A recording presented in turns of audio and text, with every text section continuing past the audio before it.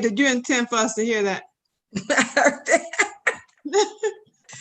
just muted myself. You're good.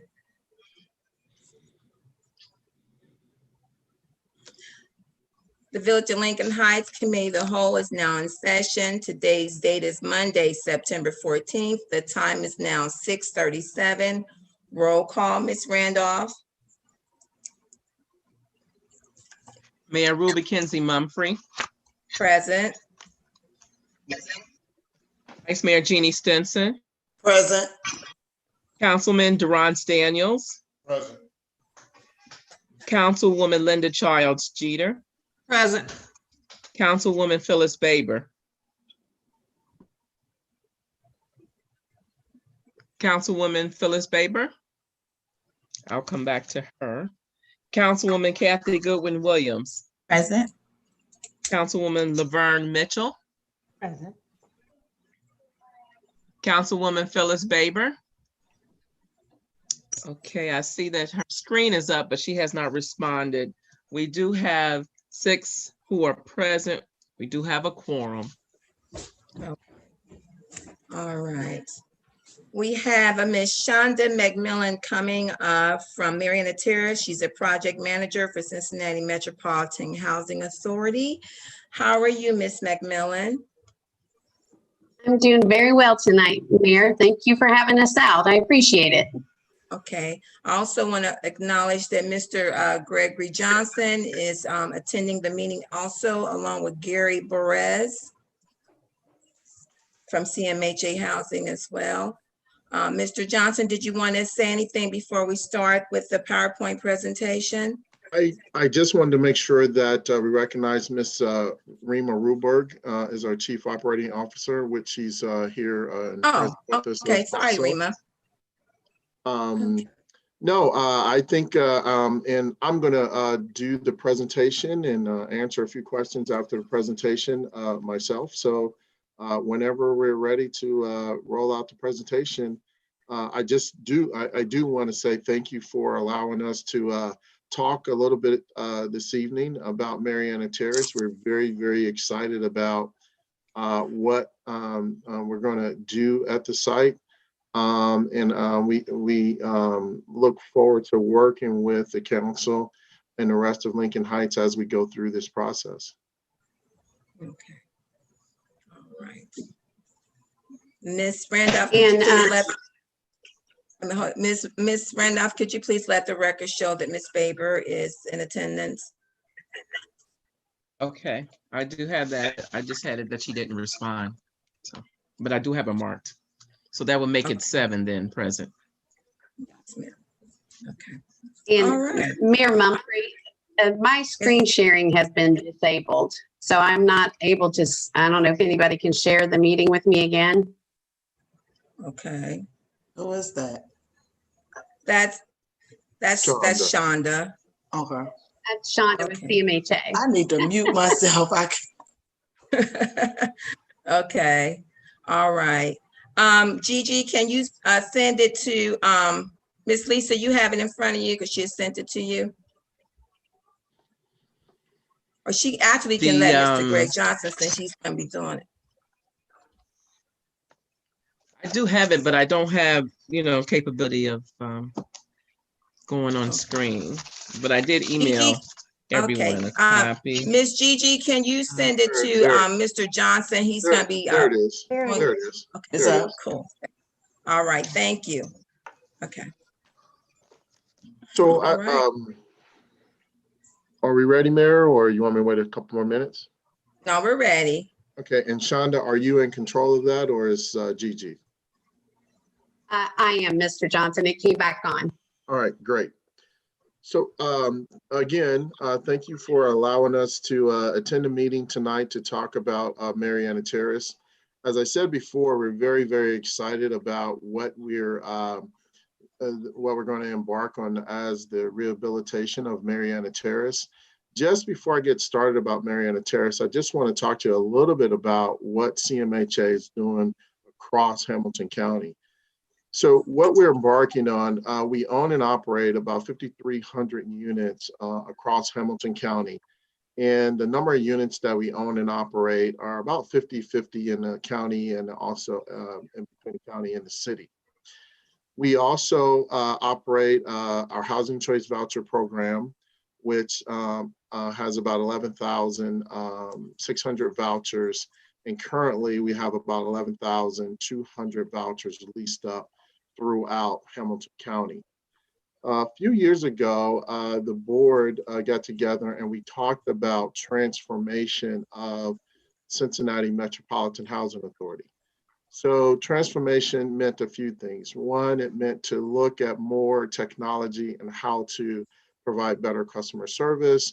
And the biggest piece was about how do we improve the quality of our units?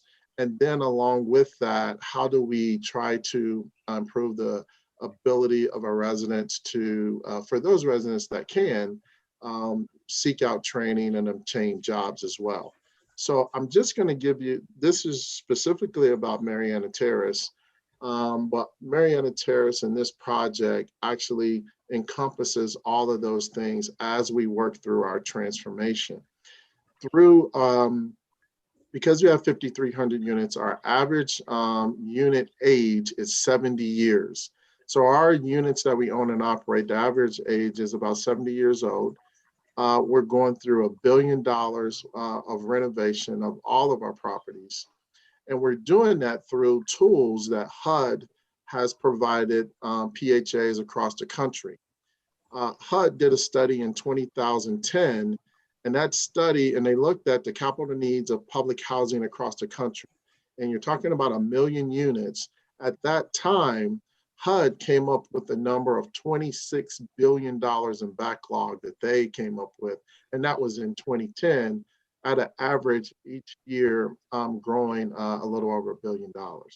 So I just kind of wanted to give you a backdrop of our transformation, why we're going through the transformation. And a large part of it is because we want to improve our properties, provide a better living environment for our residents. But our major funder, HUD, has said, these are the tools that we're giving you, and they're encouraging public housing authorities across the country to embark on this type of renovation transformation that we're going through. Go ahead, Shonda. So one of the tools that HUD has provided is, it's called RAD. It's Rental Assistance Demonstration. And basically, it's looking to preserve affordable housing across the country. And it's allowing housing authorities to enter into, if they need to be, public-private partnerships to go out to seek dollars in the private market on private investors to renovate and upgrade the housing stock of affordable housing across the country. Right now, across the country, the number of units that have gone through RAD is north of over 400,000 units as we speak today. CMHA is the 17th largest public housing authority in the country. And when we get done, we probably would be in the top 5 of our transformation on the number of units to RAD. So as I said, RAD allows housing authorities to tap into more stable funding, and then hopefully it reduces the cost, the overall cost of our maintenance as well. And then we'll continue to own and manage Mariana Terrace through this process. And then each resident of the public housing property that is participating in RAD has residence rights. So what I wanted to do is just make sure that we went over those rights. So if you hear stories or people say, you know, you would know, and you would know exactly what the residence rights are. Go ahead, Sean.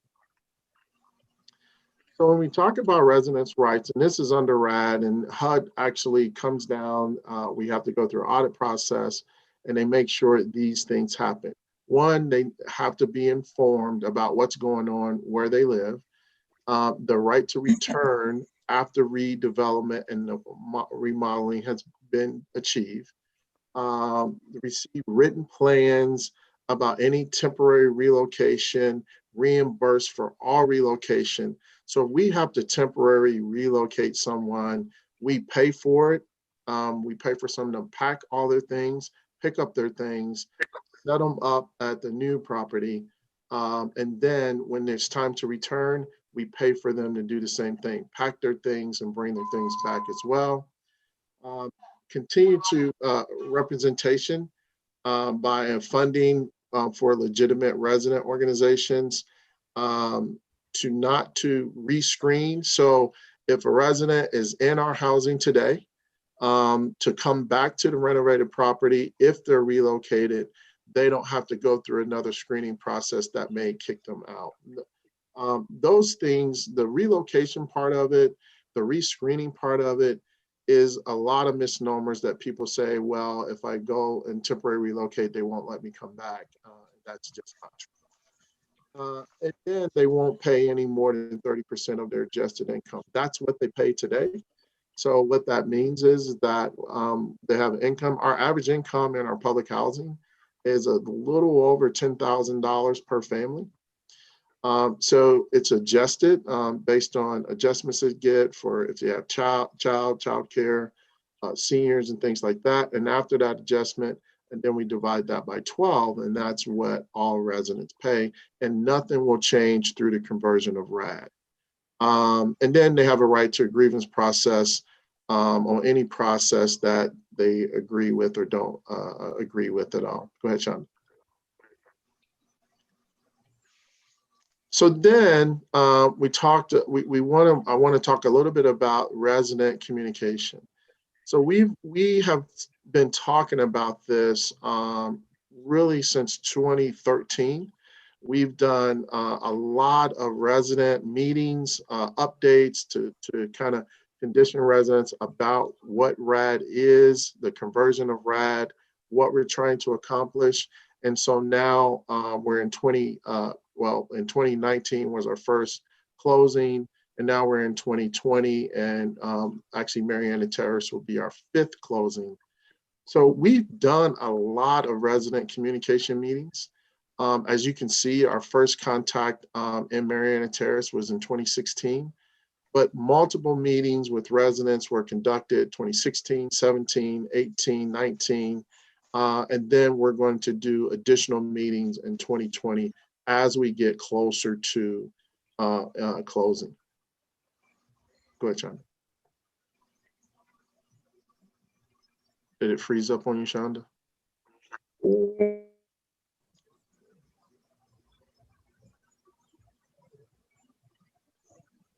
So the next few slides were slides that were centered around showing you different resident communication methods that we've done, where we've had resident meetings at our particular sites.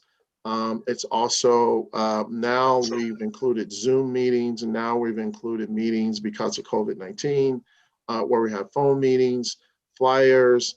And then we also, we developed a method where we came out, we built boards, and we actually asked the residents that live in the site and said, tell us what type of issues that you have on a daily, monthly basis that you would say, hey, I think these things and items need to be fixed. And so the rest of the slides showed you pictures that were centered around some of those meetings that we've had throughout our process on our previous closings and prior meetings that we had at Mariana Terrace up to current date. And so then the other slides, what we were doing is we were going to talk about what we're actually going to do at Mariana Terrace. There's some question about, well, you already did some rehab at Mariana Terrace.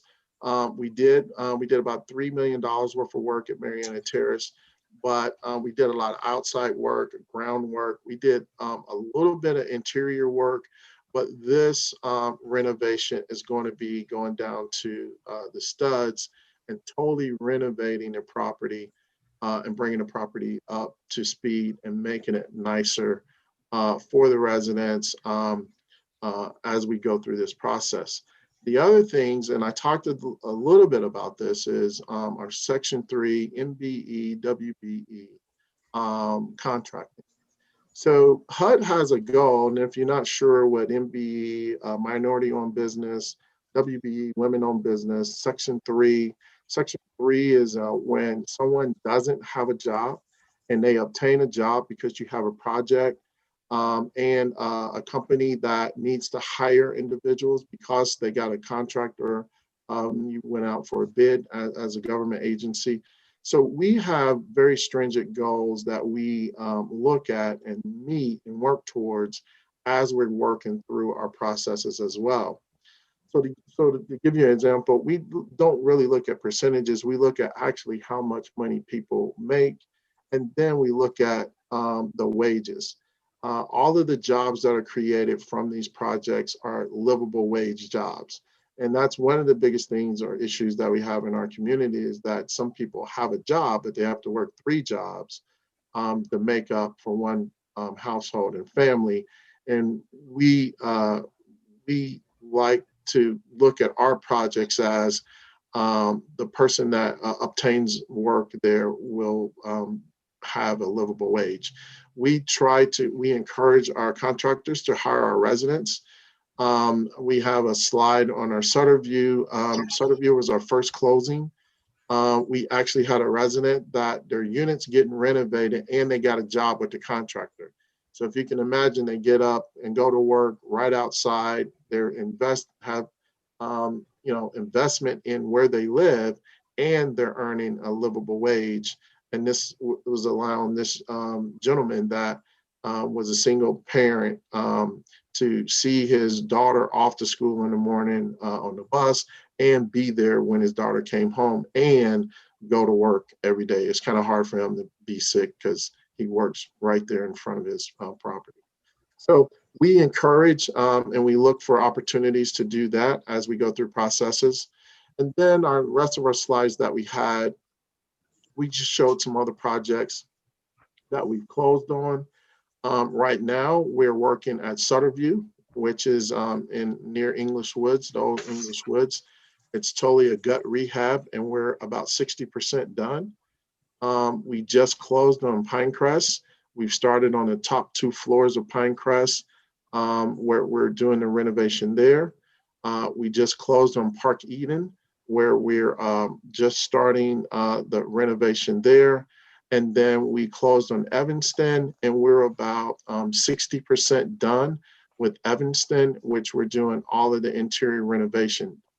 So far, we almost have reached over about $100 million worth of closings to renovate our property as we work through this process. And we're working towards our next closing is Mariana Terrace. And we're looking for that closing and construction to start somewhere around mid to late January as we work towards the renovation of that property. That, in a nutshell, was a lot of the slides and what we wanted to present on the property. But what I wanted to do is, after I got done with that, to see what questions that I might be able to answer for you as a council. I hope I didn't go too fast on that. Vice Mayor Jeannie Stinson. Okay, I have a few questions. I'm trying to see which one is the one I want to ask first. Nowhere in this RAD program did I see anything on how to encourage residents to want to buy their own home. Do we just have generational renters? Do you have some type of program so people don't rent and the kids that they have don't want to just be renters but to own homes? That's my first question. So in the RAD program, so you're talking about 2 different programs, but so the RAD program is really centered around preserving public housing because it's deteriorating across the country. But your question is a great question. So if you look at other programs that the Housing Authority has, we have a family self-sufficiency program that is in our public housing and in our housing choice voucher. So a family or individual that's looking to own a home, that's looking to maybe just better and get a higher education, they can apply to get in the Family Self-Sufficiency Program. And what that program is, it's a 5-year program where the housing authority works with the resident. If, let's say, owning a home is their end goal. I mean, So- I'm familiar with the program. I'm asking, do we encourage our residents to be a part of that program? I'm talking ma'am. Mariana Terrace. Yes, ma'am. We encourage all of our residents, and which includes Mariana Terrace residents, to be part of that program if they would like to. Yes, we do. Okay, and real quick, the livable wage. What if I have 5 kids, but my neighbor has only 1 child? How do you tell me which one of us, because I have 5 kids, do that mean I'm going to make $30 per hour as opposed to my neighbor who only has 1 child? Oh, no, What do ma'am. you No, mean ma'am. by what's livable wage to you? Right. Because Well, Princeton probably thinks they pay me a livable wage, but I work 2 and 3 jobs. I understand that. So the livable wage is really based on how much does it actually cost to live in Hamilton County. So does anybody know what that number is? What it says, there's actually a number based on the housing, what the housing costs, what the food cost is, what our transportation systems look like. There's an actual number that says this in Hamilton County, this number is, if you have to make this number to earn a livable wage. So that's based on that number, and that number is about $46,000 a year. And that's what they with say. children. They include the amount of children you have in that number? It's on a curve, but the basic number is, if you make $46,000 a year, that's the minimum, because that is, if you're making that, that is what's considered a livable wage. So when I say livable wage, when this job creation happens, the jobs and the trades that work here, then they're getting anywhere between 19 and, could be up to $40 an hour. All of those numbers on a per hour basis either meet or exceed what the livable dollar amount is in Hamilton County. So that's what I mean by livable wage. Mayor. I can't see you. Yes, Ms. Goodwin. I have a question and a couple of comments. So first, let me let the record show that I'm just not in support of this project. And the reason for that is one thing you did not mention, and I'm disappointed that you did not, because we're in a unique situation here to where the elephant in the room is the gun range that is right next to Mariana Terrace and has been there for as long as you've been there. And I'm sure that you all are aware that we are in a fight with the city of Cincinnati and removing that gun range because of what it is to our community, and more specifically to your residents. So the problem that I'm having is that you are willing to invest $15 to $20 million, whatever the project is going to cost, at that location for your residents, our residents, knowing what is happening there.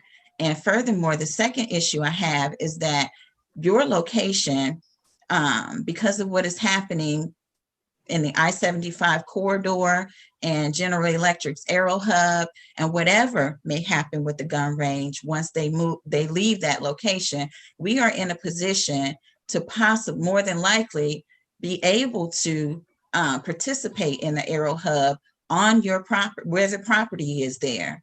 We have another place in the community where you could erect a 76 unit housing project in the village. So we're not asking residents who are concerned, and myself are not asking you to leave the community, but to consider moving the project if you have that kind of money in coordination with HUD. Because if HUD knew, I believe if they knew what we were dealing with in terms of the gun range, they may be willing to help with some additional funds to relocate that Mariana Terrace. And I just, for you to come and do a presentation, unless somebody else who's with you planning to speak to that, that in itself, I'm offended by that, to not even address that issue. And then my question is, what has Mariana Terrace, or I'm sorry, Metropolitan Housing done historically, or even at this point, to advocate for the residents there? And what I consider, because I'm a mental health behavioral specialist, a mental health professional, what have you done to advocate for the well-being of the residents who live there and have to endure that? Not just the residents there, it is all of Lincoln Heights and the surrounding communities, but our hearts, not just our hearts, but your property is immediately affected by what is happening there. So let's talk about the first part that you said you were offended that I didn't address it. I didn't address it because that is not what I was asked to present tonight. So I was asked to talk about the project and what we're doing at the project. Are we aware that the gun range is there? Yes, we're well aware that the gun range is there.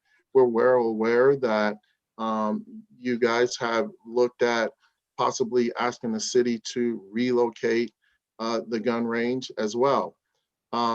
Do we think that that's a great idea for the gun range to be relocated? Of course we do. Have we, the small time that we've been asked to partner and weigh in on that, we've definitely done it. We've been asked to send a support letter. We've sent a support letter saying that we feel or we think that that would be better for our residents, that the gun range is not there. So when we've been asked to advocate in partnership with you, we've done that. I've personally done that with support letters. So we've done that. When you talk about just taking a property and moving it, HUD has processes and rules that's centered around how that's done. That's not just up to the Metropolitan Housing Authority to say, I understand that. We can pick something up and move it. So HUD's process, when we look at what that process is, it talks about obsolescence. And so HUD, in today's world where everybody's talking about affordable housing, everybody's talking about the need for affordable housing, the ability for us to tell HUD that that property is obsolete and it needs to be raised, the first question they're going to ask us is, so where are you going to get the money to replace those units and where are you going to put them? We don't have, when we do the studies and we look at what the criteria is for obsolescence, Mariana Terrace doesn't meet it. That's one. And two, HUD won't give us any dollars to say, well, we'll give you money to rebuild a new property.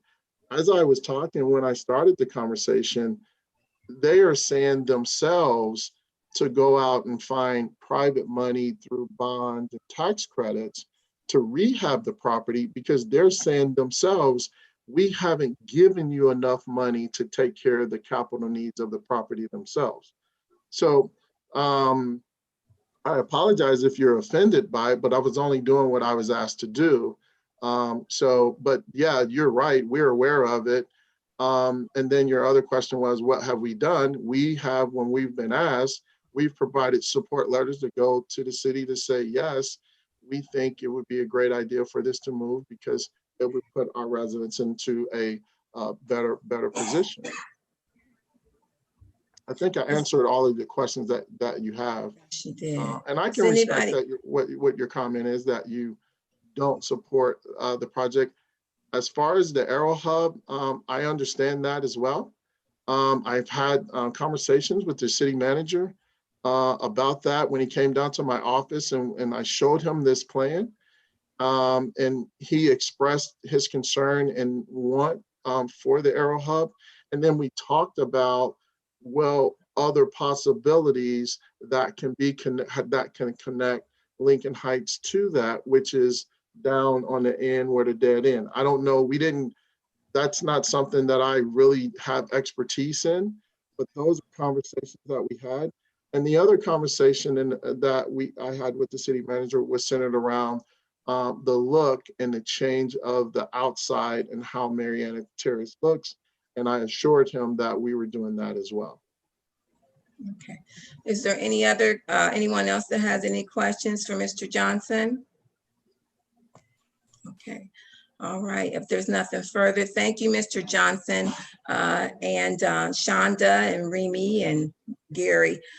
Thank you all for coming out, and Nancy for coming out, giving us the scope of the project.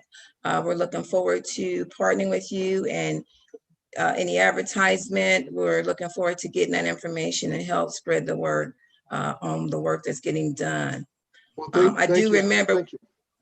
I do know when I was able to attend the scope project, you mentioned that if council members wanted to go out and view the property at Sutterview, they were welcome to do that. So hopefully you can extend an invitation again to anyone that's interested. At the end of the PowerPoint, it didn't come up, but there's contact information for Shonda, contact information for Gary.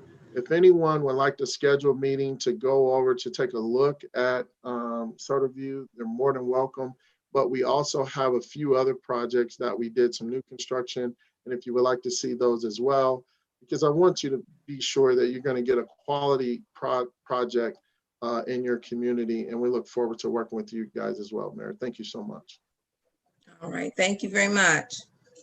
Okay. All right. Thank you, Mayor Mumphrey. Okay. So we're going to go straight to old business with Nancy. Hi, Nancy. With Kay Elwood from Hamilton County Stormwater District. So I invited Nancy to come because tonight we have a second reading on resolution number 2020R, and it's regarding adopting the amended Article 1, 3, and 4 regarding the rules and regulations for the Hamilton County Stormwater District. So Nancy, if you would mind giving us some information on that. We're planning to vote on that this afternoon. Okay, I'm happy to, and thank you for letting me be here today. The Hamilton County Stormwater District, in response to changes that Ohio EPA made in 2018 to their regulations that regulate construction as far as stormwater management, they did some major changes in 2018, and the Hamilton County Stormwater District is responsive to that construction general permit, and they're required to amend the regulations to meet any new requirements. And so over the course of a year, we took all of those changes, and there were a lot of them, and we updated Articles 1, 3, and 5 of the Hamilton County Stormwater District regulations. Article 1 is just definitions. Article 3 is the construction regulations, and Article 5 are the post-construction regulations. And we brought them up to speed so that they now meet the state requirements. Once we had regulations that met the requirements, the board of the Hamilton County Stormwater District voted on them, and they voted to recommend to the Board of County Commissioners that they be adopted by the county. The county voted on that in September of 2019. They went into effect in December. After they went into effect, all municipalities that are members of the Hamilton County Stormwater District, including Lincoln Heights, are then requested to adopt a resolution to those amended regulations. And that's what you have in front of you today, is a resolution to adopt the amended regulations. Okay. Is there any questions for Ms. Elwood? Okay. All right. So tonight, during the regular council meeting, we will be completing the resolution of the second reading for resolution 2020R21. Mayor, Adopting my hand the- was up. Oh, I didn't see you. I'm sorry. Go ahead. Got a lot of feet. How you doing, Miss Elwood? This is Laverne Mitchell. So I didn't hear what you said at the beginning. You said something about Article 1, and so I don't have Article 1. We got Article 3 and 5. What did you say about Article 1? Article 1 is just the definitions. Oh, okay. So just Yeah, it's there, but it's sort of, yeah. And when I talked to you on the phone, you mentioned, I have on my notes, once a year assessment to property owners. That's different than this. Okay. Once a year, we send a level of service election form to each of the municipalities to decide which services they want to elect, and it also provides an estimate of what the annual assessment will be, and that's handled separately. That will come out again in March of 2021. Okay. Thank you. Mayor, Right. I don't know if I missed it, but there's Vice an Mayor, exhibit A. yes. There's an exhibit A. That's that very large pamphlet 30. that Miss From the Randolph gave last time. everybody. Okay, okay. Yeah. I got, Yeah, okay. yeah. I Yeah, like apologize a for lot the of length pages. of the regulations. They are a little bit overwhelming. I was not around when they were put together, so I'm just updating them. But yeah, they're a little bit lengthy. So, okay. All right. Anyone else? All right, Nancy. Well, thank you so much. Doesn't look like I have any more questions on it, but yeah, it was a big telephone book. Yeah, I hope you guys didn't try to read all of that because it's I have it memorized pretty much, but no one else should have to. So, Yeah. It kept our clerk of council quite busy. She emailed everybody and made hard copies as well. oh my goodness. Well, Lisa should get thanks for that then. Yeah. All Okay. right. Well, thank you so much. Okay, thank you. Appreciate the Okay. opportunity. All righty. Okay. Next will be new business. It will be the first reading of resolution number 2020 R25. Resolution authorizing the village manager to execute a memorandum of understanding with the Hamilton County Department of Planning and Development for purposes of reviewing and updating the Lincoln Heights land use plan. Mr. Desai, I know you had sent that to us this afternoon. Did you want to elaborate on that, please? Can it be shared, Mayor? Yeah. Let me see if I can get that. Ms. Desai, you can go ahead. I'm gonna see about getting that shared with everybody. Yeah, I can listen to. Yeah. Okay. Yeah, so I received a email from Ms. Pope, the finance director, assistant village manager on Friday afternoon, indicating that the mini grant funds allowing for the review update of the Lincoln Heights land use plan, we'd received the grant and that we needed to sign this MOU with Hamilton County Department of Planning and Development. They're going to be utilizing the Hamilton County Regional Planning Commission to work with Lincoln Heights to update the land use plan. So the resolution simply authorizes the village manager to enter into that MOU. As I understand it, Hamilton County is looking for about $18,750 for the services they're going to provide. And the information I received indicated that the village had been awarded $20,000 in in-kind services via the grant. So the resolution is sort of the end piece there, if you will, in terms of the paperwork of getting the relationship cemented. If passed by council, it will authorize the manager to sign that MOU so that work can begin. You can see I'm not tech savvy. I'm not getting it to come over to share. Miss Lisa also did email it to everybody today too. Mr. Deepak sent it, but I wanted to share it, but I can't bring it over. Y'all still there? Yeah, So, I'm here. so Mayor, I have a question. Uh-huh. Okay, so, is this the one, I guess it's really to Mr. Dukes. So is this for the equipment you wanted, Mr. Dukes? Is that what this one is for? No, ma'am. This Okay, is for the the grant. Yes, Okay. this is for the land use plan. Okay. Okay.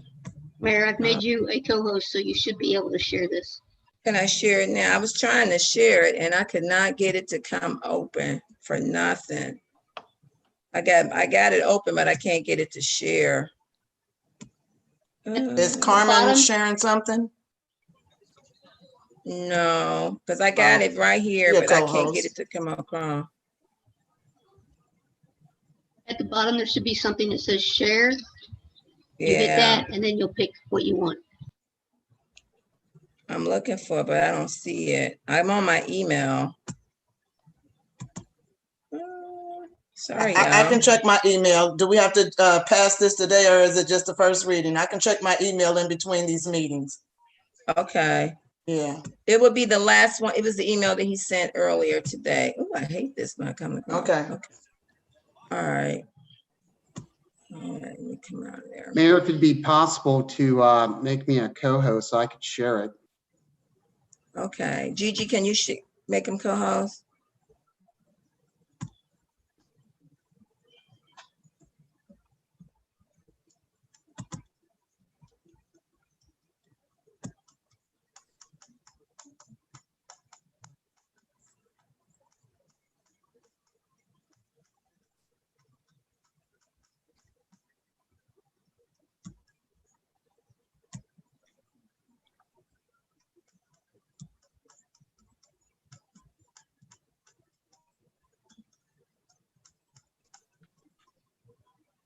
Can everyone see that? Yeah. So I think the whereas clauses kind of lay it out, and I'll just walk through them real quick.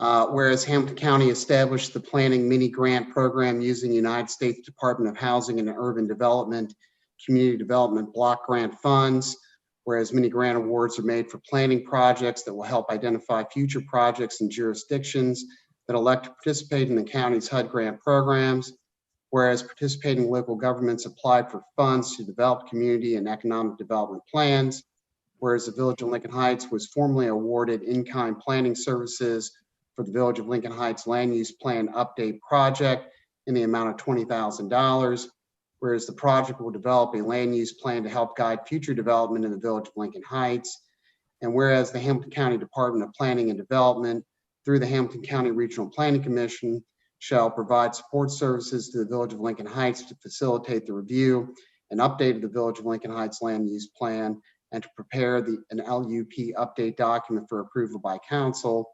Now therefore be it resolved by the Council of the Village of Lincoln Heights, Hamilton County, Ohio, that Section 1, the village manager is hereby authorized to execute the MOU with the Hamilton County Department of Planning and Development, copy of which is attached as Exhibit A. This resolution is declared to be an emergency measure necessary for the health, safety, and general welfare of the Village of Lincoln Heights.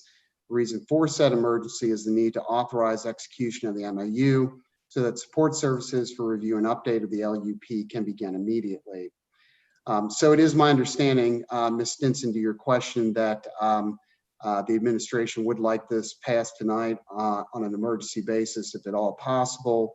In reading the material that I received, it looked like things had started in June of 2020. So, we're about 90 days into the burn, and I'm sensing that they'd like to get this passed. The MOU is to be or is attached as part of the legislation. If you like, I could show that as well. Yes.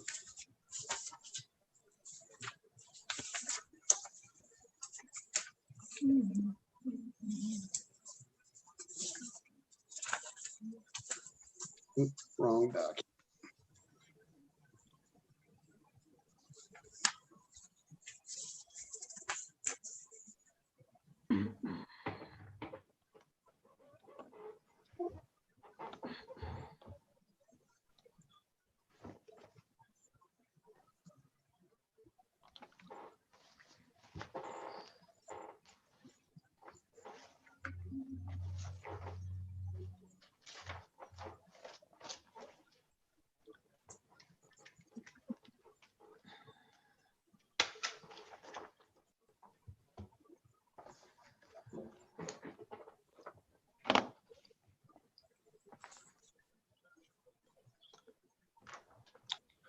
All right, can everybody see that?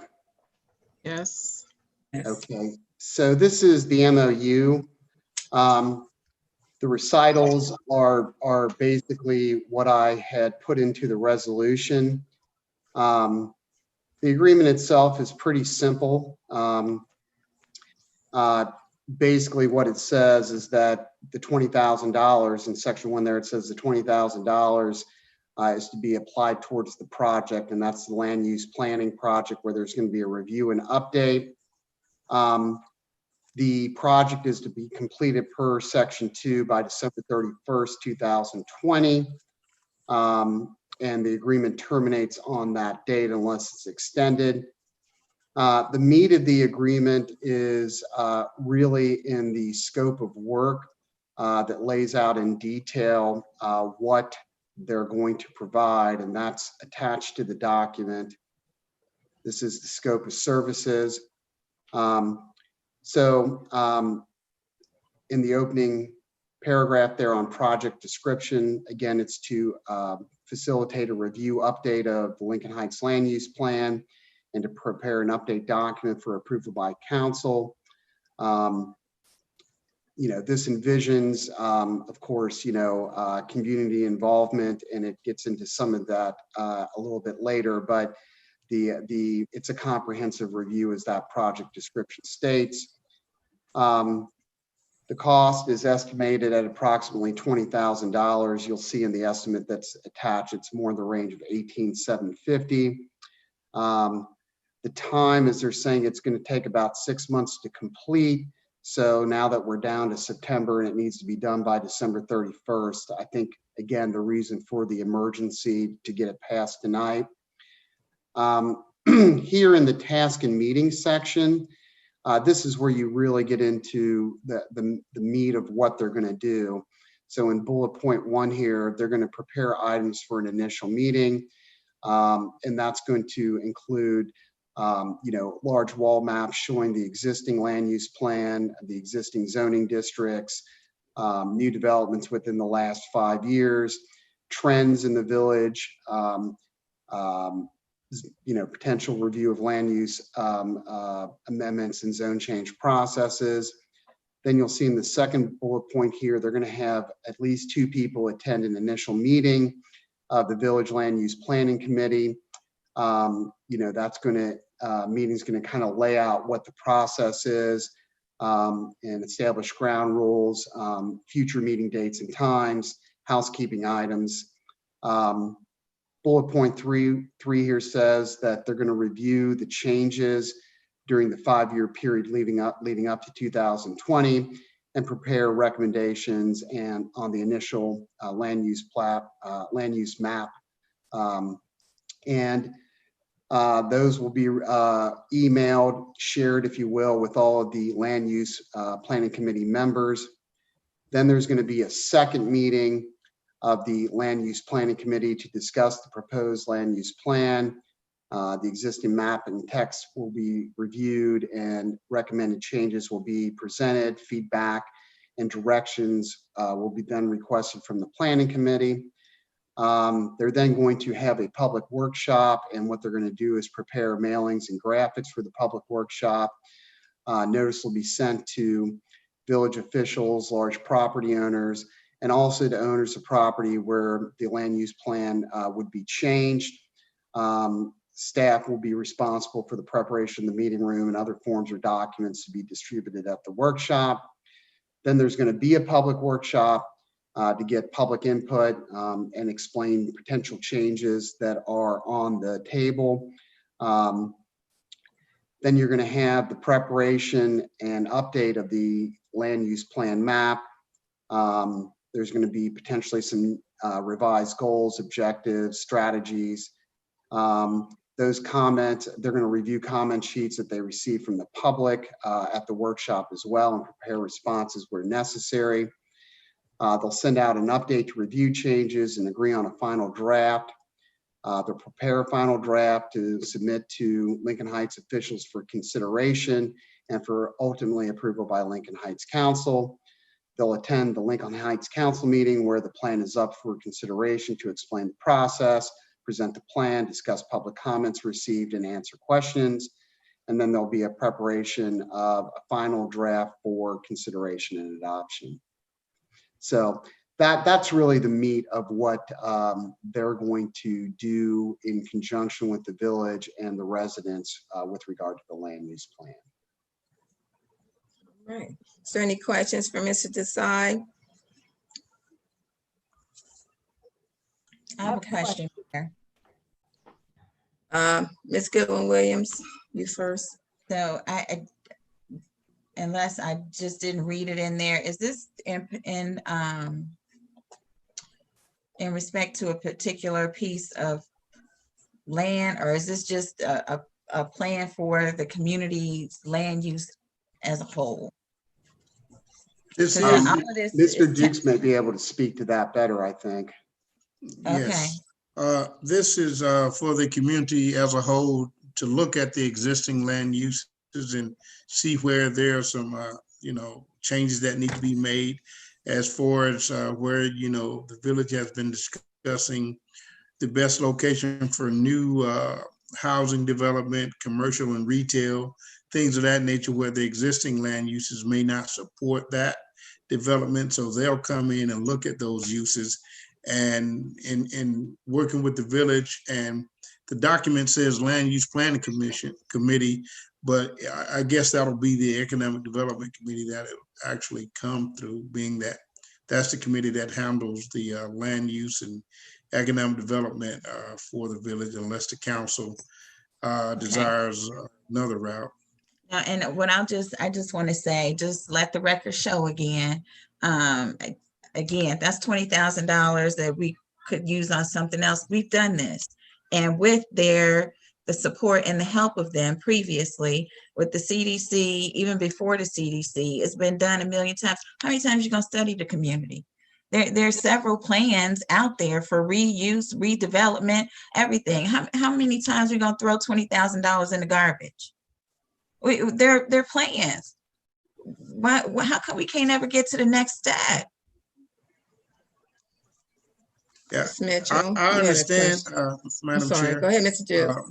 But the goal of this one was to really kind of like look at the actual zoning that's in place and to figure out whether or not that zoning still works, to look at the text in regards to the existing setback requirements for new construction and things of that nature. So it's going to go into much detail to kind of guide the development in the village going forward. Whereas, say, many communities are in their side setbacks are 10 to 15 feet from the side yard, whereas in the village of Lincoln Heights, it can be between 4 and 6 feet side yard setbacks. So they're going to look at. So would a better time, better use of the money and time be spent in looking at more specifically our zoning and rezoning and changing and updating that information? And basically that's what it's going to be looking at. That's the task, and that's what the committee will be tasked with, guiding that to ensure that we are getting that product out of this study. Okay. Ms. Mitchell, you had a question?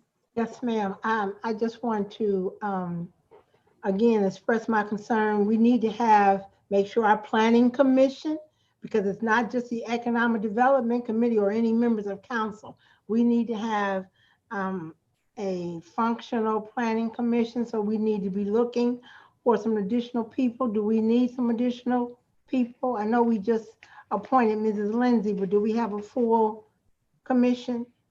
I think they may need one more. Okay. Because there's a total of four of them now. Yes, okay. They just so need one more. Again, to have them come to a meeting, the 4 that we have, to let them know what is, what's coming up the pike. It's important that our planning commission be involved. And that they need to meet on a regular basis, not just when somebody's coming to them to ask for, well, we got open business. They need to meet on a regular basis. They had actually started meeting before COVID.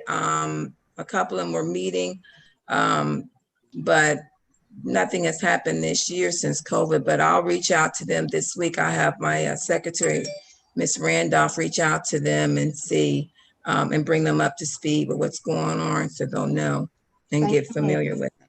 You're welcome. Can I interject something? Yes, sir. So to Ms. Mitchell's point, as you know, we represent several jurisdictions at my firm, and one of them is Sycamore Township, and they're in the process of updating their land use plan. And they went through a very similar process. So their vision of the Land Use Planning Committee was that it would involve residents, it would involve business owners, it would involve elected officials, it would involve people from the administration. So while I think planning commission members are hugely important because they, of course, are involved at the front end of anything involving zoning, and the Economic Development Committee is also very valuable in terms of their expertise with what they've done with development in the community and what they'd like to see done. It's a little bit broader concept in terms of a land use planning committee, where you get business owners, residents, and other people involved outside of the administrative, council participants. So it might make sense for council to actually consider putting together such a committee at its next meeting, so that residents and business owners and other stakeholders will have an opportunity to weigh in as well. Okay. All right. Sounds like a good plan to do that ad hoc committee. All right. Thank you, Mr. Desai. All right. Okay. Next, any more questions regarding the first reading? Okay. Next will be the Habitat for Humanity Rock the Block. Home is the Rock Community Project. So I just put it on there just to let you all know that Megan from Habitat for Humanity will probably be coming to the next council meeting. This particular year with Rock the Block, this year, because of COVID, they're not going to do the homes. They're going to do basically a community project throughout all the 8 Rock the Block communities. So Lincoln Heights, on our community project, myself and Ms. Pope met with Megan for Habitat for Humanity, and we walked through some sites of the village.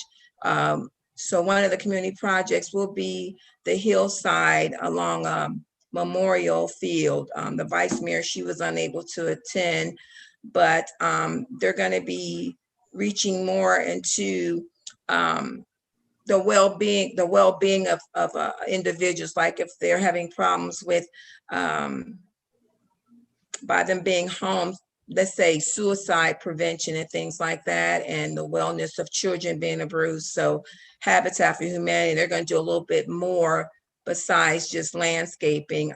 We did look at a couple of village lots that may need to be bushes cut and anything like that. Ms. Pope, did you want to add anything to that visit that we had with her? I see her picture. Is she on there? I guess she stepped away. No, I'm here. I just got to click.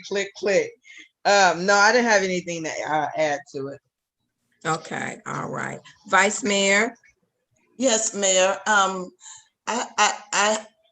I was told that Artworks is doing more murals. Is it any way that those places for those murals have been identified? Maybe they could help prepare for those murals?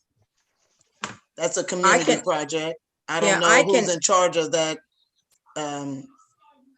project, but maybe they could help prepare some, whatever Artworks may need. That's all I have. I can find out. I do know that they are reaching out to churches as well and seeing if the churches have anything that they need repairs done. It's going to be on a lower scale, at least a smaller amount of people that's going to participate. I did know, I gave them information. I talked with Reverend Perkins at Mount Moriah. Reverend Pickens at Mount Moriah, and I gave a message to Reverend McIntosh at Ebenezer. So if anyone knows of any other churches within the community that may need some work done, painting, landscaping, They are going to be doing this project October the 10th. So that's why I wanted to bring you up to speed since we've been on hiatus. But I'm going to have her come and speak probably the next council meetings or the first one in October to let you all know how the planning is coming along. So that's what Rock the Block, Home is the Rock is going to be about this year. Let me see. Any questions? Okay, next is miscellaneous business. Any miscellaneous business? Okay, if not, is there a motion for adjournment? I motion. Missed a meeting. I must have missed a meeting. No, you didn't. Did we adjourn? Yeah, Okay. we need to adjourn and then we're gonna come back. So don't go anywhere, Miss Geneva. It's been moved in second for an adjournment. All in favor? Aye. Okay, any nays? All right, so we're gonna go right into the regular council meeting. The Village of Lincoln Heights regular council meeting is now in session. Today's date, September 14th. The time is 7:37. Roll call, Ms. Randolph. Mayor Ruby Kinsey Mumfree, Present. Vice Mayor Jeannie Stinson, Present. Councilman Durance Daniels, Present. Councilwoman Linda Childs Jeter, Present. Councilwoman Phyllis Baber, Present. Councilwoman Kathy Goodwin Williams, Present. Councilwoman Laverne Mitchell. Present. We have 7 who are present. We do have a quorum. Dear gracious and eternal Father, we want to thank you for bringing us in this place. Lord, we ask you to touch each and every one of us on council and the ones that in attendance. Lord, we ask you that this meeting be a peaceful one, Lord, that we work to solutions to bring a better Village of Lincoln Heights. Lord, we ask you to bless the ones that were able to attend as well and bless the residents of the Village of Lincoln Heights in this dire need of the COVID-19. Lord, we ask you to bless the households in the Village of Lincoln Heights, bless the finances of each and every one of our residents and the village, that one day that the Village of Lincoln Heights will be prosperous and have the multitude that we so desire. And all these blessings I ask, amen. Amen. Okay, all right. Is there a motion for the acceptance of the agenda? Mayor, can I motion to amend the agenda to add, don't we need to add resolution R25? No, she was able to add it on there. It's your new agenda. Yeah, she has it on there. This is the one that was amended. She corrected it before the meeting started. Oh, So I didn't get that one, the hard copy of that one. Okay, thank you. Sorry. I motion to accept the present agenda then. Okay, is there a second? Second. Okay, it's been moved in second. All in favor? Aye. Okay. All right, thank you. Mayor, Is there a Mayor, motion? Mayor, before you do that, can we use the tools at the bottom so we can raise our hand and you can see it instead of us jumping into the conversation? Yes, ma'am. Okay, let me look to make sure I look to the right so I can see the hands then. Okay. All right. Is there a motion in order for the filing of the Journal of Committee of the Whole meeting minutes, July 27th, regular council meeting minutes from July 27th, and a public hearing on a special exception permit, Acts 118 group home from July 27th, 2020, and the executive session for special council meeting, August 13th, any with the necessary corrections if needed. Is there a motion to accept? Motion. Is there a Motion to second? accept. Oh, you heard me. Councilman Daniels? Unmute. Yeah, I use my thing, but yes, I second. If somebody needs a second. Okay, all right. You're second, and Ms. Phillips gave it. So it's been moved in second. All in favor? Aye. Aye. Okay. All right, okay. All right, and announcements. Before we move to announcements, I did want to say, we do have 2 resignations. Ms. Kathy Goodwin Williams, council member, will be leaving at the end of the month, along with our solicitor, Mr. Anthony Dukes, and we want to. Manager. Our manager, I'm sorry, our Raise your manager, Mr. Anthony Dukes. I just would like to say I wish you both well in your endeavors, and we all do, as you move forward with whatever's you've been blessed to do, and we're going to miss you both, and we just want to say that to you both. We wish you all much success in whatever that your mission is to do. Announcements, Mr. Daniels. I just want to give a special announcement to the young men from Lincoln Heights. They had a great week last week for their accomplishments on the mural, and then coming to beat the Colerain football team. They're the first team since 1997 to get that done. So I just want to like to congratulate the young men from Lincoln Heights who worked on the mural and also beat Colerain for the first time in almost 25 years. Awesome. Absolutely. Absolutely. Hey, Ms. Baber, any announcements for you? No announcement at this time. Thank you. Ms. Goodwin Williams? No, ma'am. Okay. Vice Mayor Stinson? I would just like to make sure that everybody is still driving safely throughout the village. We still do have kids that walk home from school and walk to school, as well as catch the bus. Please be safe on our roads. Thank you. Ms. Mitchell? Yes, ma'am. I just want to remind the residents that we still have the home improvement repair program available, which gives homeowners up to a maximum of $1,000 to do basically some minor repairs to their homes. So it is income based. So if you own your home and you're the only one living there, your maximum income is about $45,000.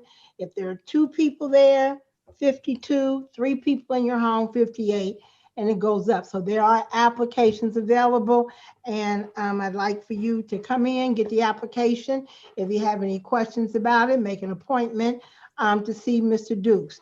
We have this money available, and so we need to get it used. So if you want to improve the outside of your home, no landscaping, no gardens or anything like that, but just if you need a sidewalk, if you need a steps, if you need a door, you need a little bit done to your roof, those are the kind of repairs that are eligible. So please come down, look at the application. If you have any questions, see our manager. Ms. Childs Jeter? Thank you, Mayor. Census 2020. I can't say it enough. It is coming to a close soon. So all of us need to make sure that we call in or fill out or answer the door to complete the 2020 census. We want to be 100%. So talk to the neighbors out here and say, let's just do it like Nike. Thank you. Okay. Mr. Duke? No, Mayor, I don't have anything this time. Thank you. Okay. All right. Ms. Pope, do you have anything? No, I don't have anything. Ms. Pope. Yes. Please talk about the event coming up. The last event for census. Last census 2020 event, the last push trying to get people in our community to sign up for the census is this Saturday from 12 to 2. We will be giving out gift bags. We have little goodie bags, and we also will do one last raffle. And that's from 12 to 2. Please come down and sign your census. That's the village. That's at the Village Hall, Ms. Pope. Yes, it is. at 1201 Stafford. I did want to thank Cabby Cab for the canvas parade and the music. I did want to thank him for doing that. It was a lot of fun, waving, trying to get everybody to come out. So like Ms. Jeters, you said, we really need them to participate. I see your hand back up. Did you want to add something, Ms. Jeters? Oh, is it still up? Okay, yeah, I would like, I am so exhausted after dealing with voter registration and census 2020. I want to thank all of those that participated in the caravan, and of course, Cabby Cab that made us dance at the end. And all that came down to the Village Hall to help with promoting the census and getting people to actually do it right there on site. So some people did show up and do it. We still have an opportunity left for them to do that, or they may call and someone will help them fill out that application. Or fill out census. So thanks to everyone if you were there in mind, spirit, and body. Thank the police and thank the fire department. Yeah, thank you. Okay. Well, if there's nothing further, we'll go straight into our speaker, candidate Charmaine McGuffey for Hamilton County Sheriff. How are you, Ms. McGuffey? I'm well, thank you. And thank you so much for inviting me, and thanks, for having me at this meeting. I just wanted to have a conversation with all of you. I do anticipate that I'm going to be elected. My campaign is going very well, and it gathers momentum every day. And it's, I've got my signs out, I'm raising funds, and I had a couple of debates. I don't know, well, they were forums. I don't know if anybody caught those or not. One with the NAACP and one with the League of Women Voters. And we have a couple more coming up that I think will be important for voters to watch, because it's important that everybody understand the difference between me and the opponent, the guy that I'm running against, who quite frankly has not even a plan or an idea of what he's going to do. And I do, and that's why I need to be the next sheriff. So I'd love to take some questions and hopefully have a discussion with all of you on, one, what you might expect from the sheriff's office, how the sheriff's office is doing in your village, and what your priorities might be for the coming years as far as public safety. Okay. All right, so council, any questions? I was waiting for you, Mr. Daniels. If I didn't see that thumb, I was gonna call on you. So Councilman Daniels has a question. Okay, great. Yes, ma'am. Thank you, Ms. McDuffie, for coming on. Just two quick questions. One, what is the hiring process to being a Hamilton County sheriff? Just the qualifications, criteria, and just that process. And then B, what is the process of assigning sheriffs to communities? Those are kind of just my two first questions. So I don't want to hog the floor, but if I get back around, maybe I can ask another one. But those are just my two starting off. And thank you again. Yeah, absolutely. Those are great questions. Well, I can speak to the hiring process that was in place when I was there. I don't know that it's changed very much at all. And that is, first of all, we have applications that must be filled out. You have to be 18 years old, and you also have to have a high school diploma. Then we go through the applications. We pick out those applications that are eligible for interviews. Something that would make you uneligible is if you have a felony recorded on your record or something of that nature that would preclude you from being a deputy sheriff by law. And then we do interviews. We bring people in to interview. We have in the past given a test, and the written test is really just a way to make sure that people have a grade level of about, a high school grade level of reading, writing, arithmetic. So it's a pretty basic test, nothing, nothing that should really stump anybody. And then we start with a series of interviews. And, you know, we used to, years ago, we gave psychological exams. We stopped doing that because of the cost factor, quite frankly. And we just went into a series of interviews with trainers and then all the way up the chain of command. And then we also do an extensive background check. So we do call the references on your sheet, whoever you put down there as a reference, we do call and check those things, make sure that all your employment was exactly the way you said it. And then you do have to pass a polygraph test, a lie detector test for our department. And that lie detector test consists of things, you know, again, they're looking for cues that someone has committed crimes that maybe for some reason, you know, have never come to light. Someone who has any kind of addiction issues and things like that. Once you pass the polygraph test, the very last segment of the entire process is your interview with the sheriff. So Jim Neal interviews you, and, you know, pretty much he will go with whatever the recommendation is. By the time you've hit Jim Neal, you've been very well vetted, and, you know, you're a person that is very, very likely to get hired. So that's one. And then your second question was, yeah, it was just the assignment, how the process of assigning. Yes. Okay. So yeah, so the way that we assign people, first of all, you have to start out in the jail. That's our policy. It's been our policy since I've been a deputy sheriff for 33 years.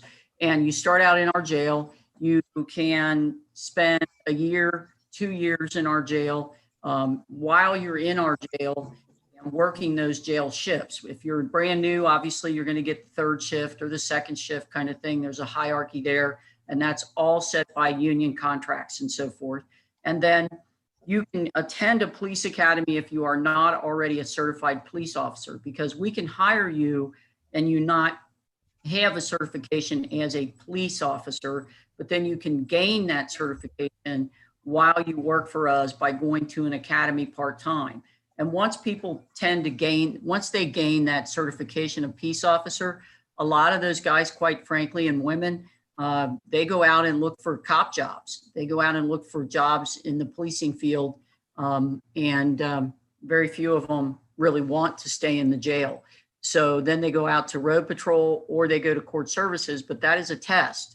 So then they must take a test. They have to pass their probationary period, take that test, and then depending on where they score on the test, then they are what they call promoted. We call them promoted because you get a little bit of a pay bump and so forth when you go to road patrol or court services. You go into a whole different union and so forth.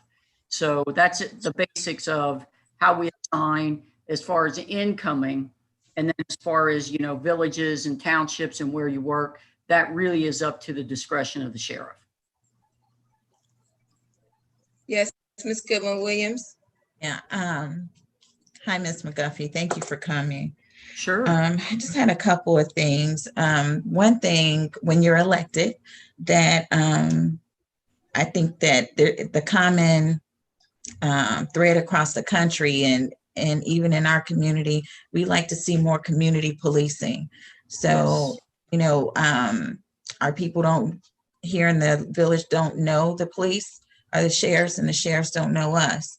So, you know, you want kids to not be afraid of the police, just to park your car and get out of your car sometimes and have a conversation, get to know the residents here, know what's going on in the community.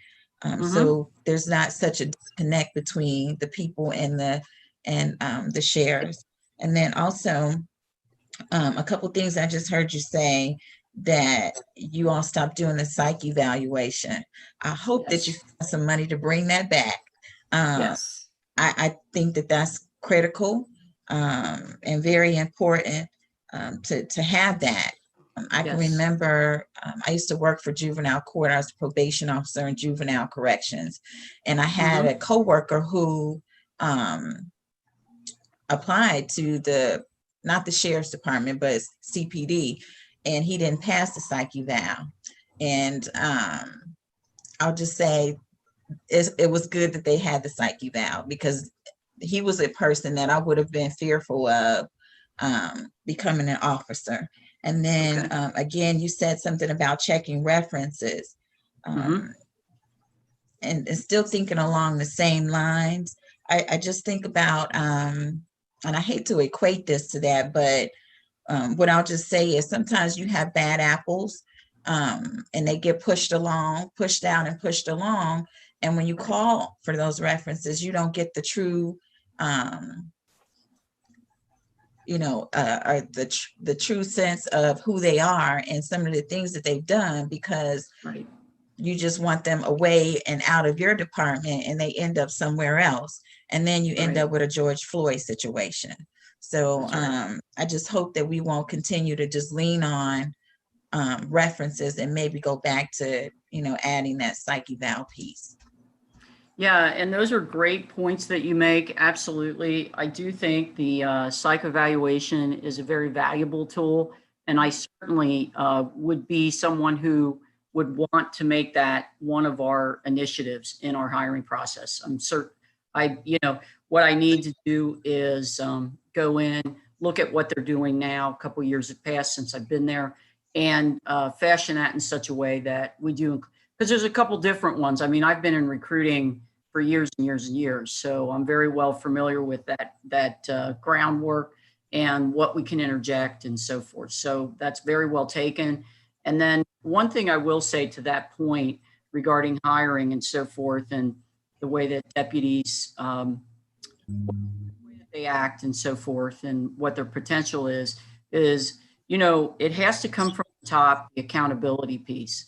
And when deputies are held accountable from the get-go, from the moment they are brand new officers, they tend to either toe the line or get out of the business. But if you let little things go and you do not hold them accountable for their behavior, they become bad apples in your organization. And I'll just give you that example. I've used it before. Officer Chauvin, when we saw him, quite frankly, murder George Floyd, okay?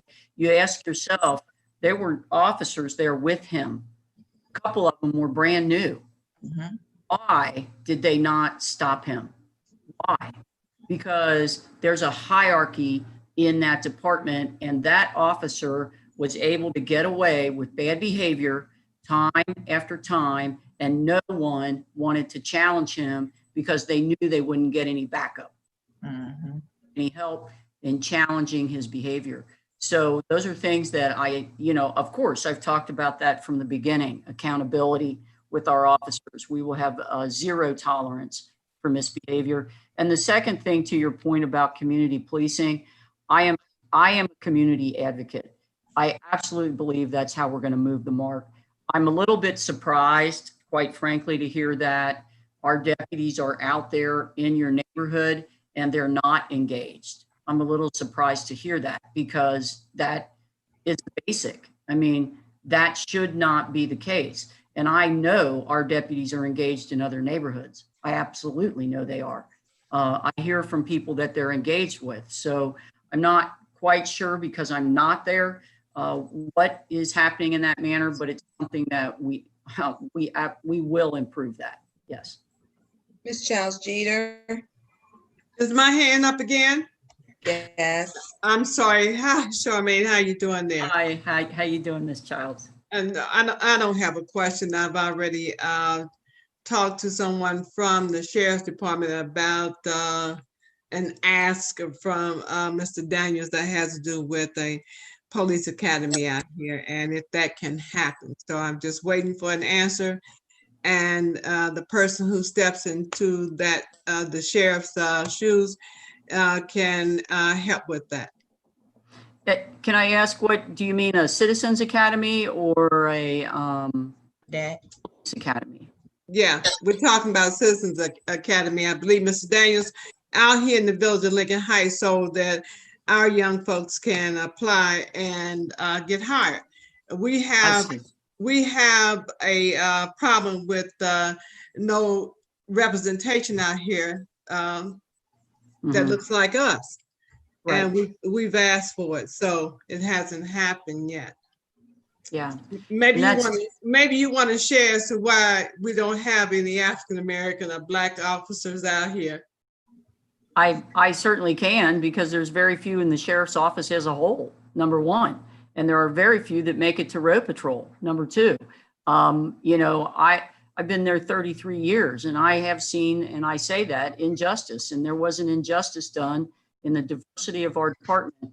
And what I'll note to you from my history, this I know, I started at the old workhouse all those years ago. And one day, just a few years ago, I sat down and I wrote down the names of every African-American man and woman who held rank in our department, high rank, captains, lieutenants, sergeants, and so forth, road patrol, court services, the jail. And I came up with 26 names. Those were men and women that I knew. Okay. I knew them. And through retirements, mostly retirements, through them, people getting some other jobs and so forth. By the time I became major of that department, there were five. And people say, how does that happen? And I'll tell you how it happened. It was systematic. African-American people were not promoted. They weren't mentored. It was absolutely an active, how do I want to say that? A result of activities that were meant for women as well, that women would not be promoted. That's why we have so few, and we have so few African Americans. I intend to change that, and I thought that was wrong. So It's like you know, in every other aspect of America. Ms. Mitchell? Thank you. Hey, Ms. McGuffey, how are you? Hi, how are you? I'm good, I'm good. So when the sheriff goes into the other communities that contract with them, each Yes. community has its own administrative code. Our administrative code talks about police. It doesn't say sheriff, right? Because we have police as opposed to the word sheriff. So Okay. how should the sheriff department enforce the policies in the administrative code? Or do they try to impose the policies or the laws and how they run the sheriff department as opposed to what is on our books? You understand what I'm saying? I do understand what you're saying, and you know, quite frankly, I'll say this: that should have been something that was worked out when the merger began. You know, those things need to concretely be sat down and discussed with all of you, the council. You should have a hand in who comes out to your village and enforces the law, and who's a deputy there and who isn't. And you know, I'd have to look at but yes, we are governed by the sheriff's policy and procedure. That's what we do.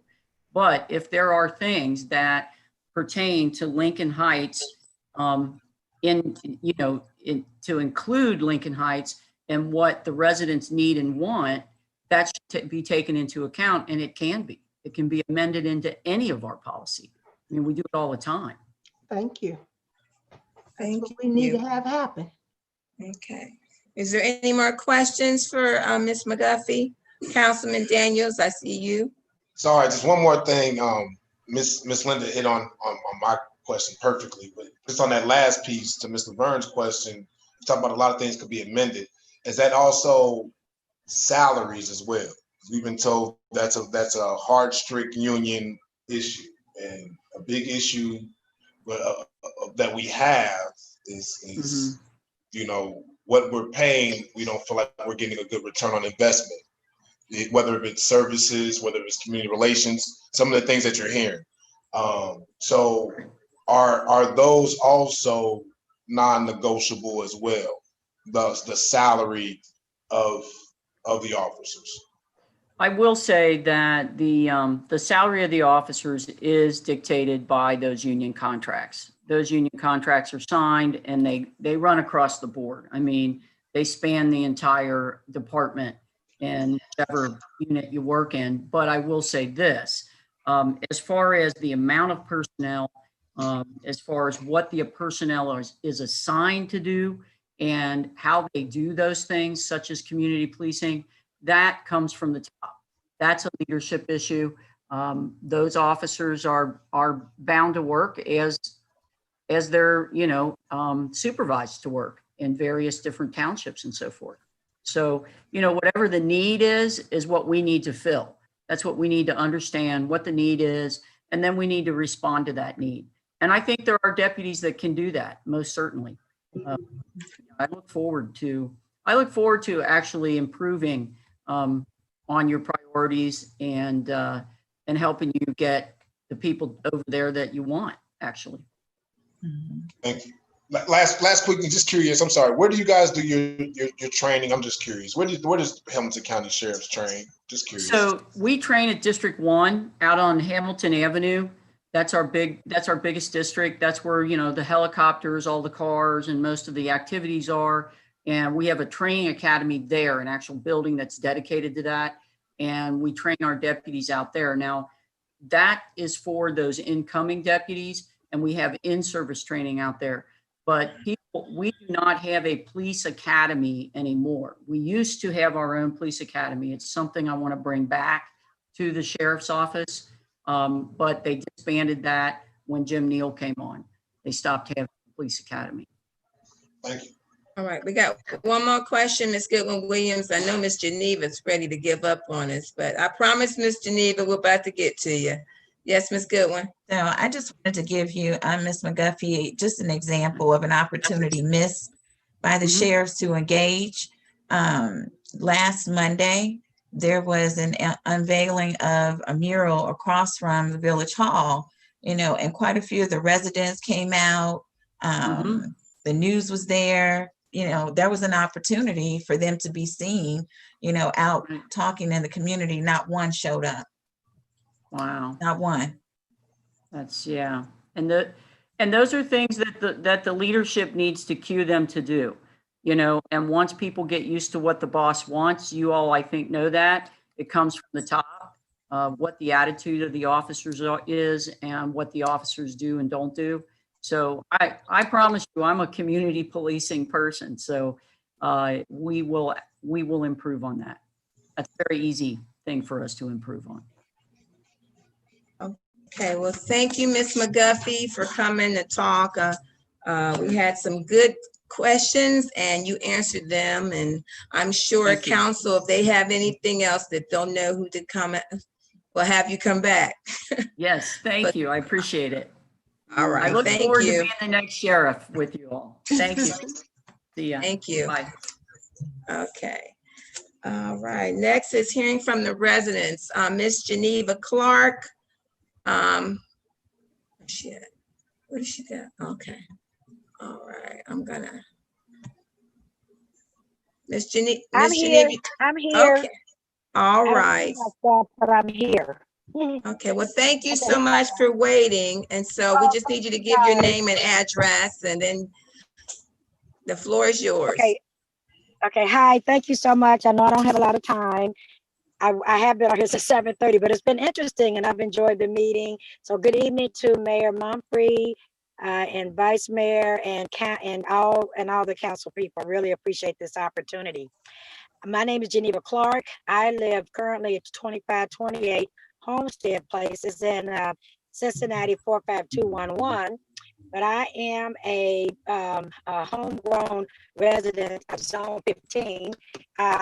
Have been. We're part of the Clark family. I'm Geneva Clark, Diane Clark's daughter, Saul Clark's grandson, and Addie Mae Shackelford. I am her great niece, and that's the reason for me wanting to address council. My Aunt Addie recently passed last month, July. Well, actually, it was in July 15th she passed, and we just had her funeral services, and she just had her birthday August the 29th. And she turned 102 years old. My Aunt Addie lived in the Valley Homes all of my life, and I'll be 60, but I know it's at least 45 to 50 years she's lived there. And she was a very big part, and some of you may even remember this, she was a part of a board that was orchestrated or instituted or organized, and they were key in the redevelopment of what we know now as the Villas of the Valley. they fought that fight a long, long time. And Eddie was a very key part in that. She was able, of course, as most of you all know, to live into the home at 717 Villa Circle. And so, you know, and Eddie did that, but she also just poured into just our lives and into being one of the second oldest residents of Lincoln Heights, I believe. And I wanted to try to do something as a memorandum to her life, her legacy. You know, she was just very key to Lincoln Heights. That was her home. Church services there at the, help me, you guys, I'm really getting nervous now. She's at, oh God, y'all know I know her. Help me, either one of you, Miss Mayor or Miss Mitchell. Oh God, we just had a funeral there. Anyway, I'm gonna move on. I'm gonna move on. But anyway, she was going to the same church, and I don't know why that slipped in my mind, because it was my family's church, but it slipped in my Ebenezer Baptist Church. Thank you, Holy Spirit. So anyway, that's the church. I'm asking the council today if you guys will consider, if somebody can help me, whatever we need to do. I want to try to get a street or a memorial street named after Aunt Addie. I'm only just putting this out here. It would be wonderful. We get Villas of Circle. Either it could be a subtitle name, honorarium street name, with Addie Mae Lane or Addie's Lane or something. I would like to get a street. I'm petitioning the council. I'm petitioning Lincoln Heights to put a street in Aunt Addie's name. Again, preferably where she lived, the last place she lived, the place that she was most influential, and that is the redevelopment of the Valley Homes. So I don't know anything else to say at this point. I did call the Villas of the Valley. I don't even know who to call. I just called a few people. Nobody's returned my phone call because I was told I probably would have to reach out to them in order to change any street names there. But I just Mayor, we have reached 3 minutes. Okay. Okay, so Mr. Desai, I wanted to find out if council any questions, because I know that's something that we can't decide, and we would have to have further discussion and talk to the law solicitor and probably put it into the law committee to do further research, because I've never, since I've been on council, we've never named a street after anyone. So Mr. Desai, was that what I need to do? Put it in law committee and get further information from through there? I think that would be fine. Okay, all right. So Mrs. Clark, what we're going to do is we're going to place that request into the law committee, which is the chairman is Councilman Durant Daniels, and they'll pick up that discussion there, okay? Okay. All right, thank you. Would I be further instructed or further whatever? Yeah, they just have to do the research and discuss it further before any decisions can be made. Okay. I understand. And Madam Thank you Mayor, guys for listening tonight. I really appreciate it. Madam Mayor, Yes, sir. I just wanted to let Ms. Clark know that she's personally invited if she would like to come to the meeting. It will be the first Monday at 5:30 in October, Ms. Geneva. So that's the next law meeting. So it'll be the first Monday in October at 5:30, and you're more than welcome, Lord willing, to come on in and give more input, and we can have further conversation. That is so awesome. Thank you for inviting me. Thank you for coming. Thank you guys. You guys have a safe night. Thank you. I appreciate you so much. God bless. God bless you too. Okay, next is Miss Roberta Satterwhite. Another hearing from the residents.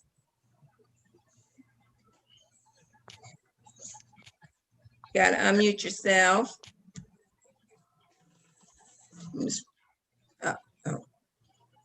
You still muted.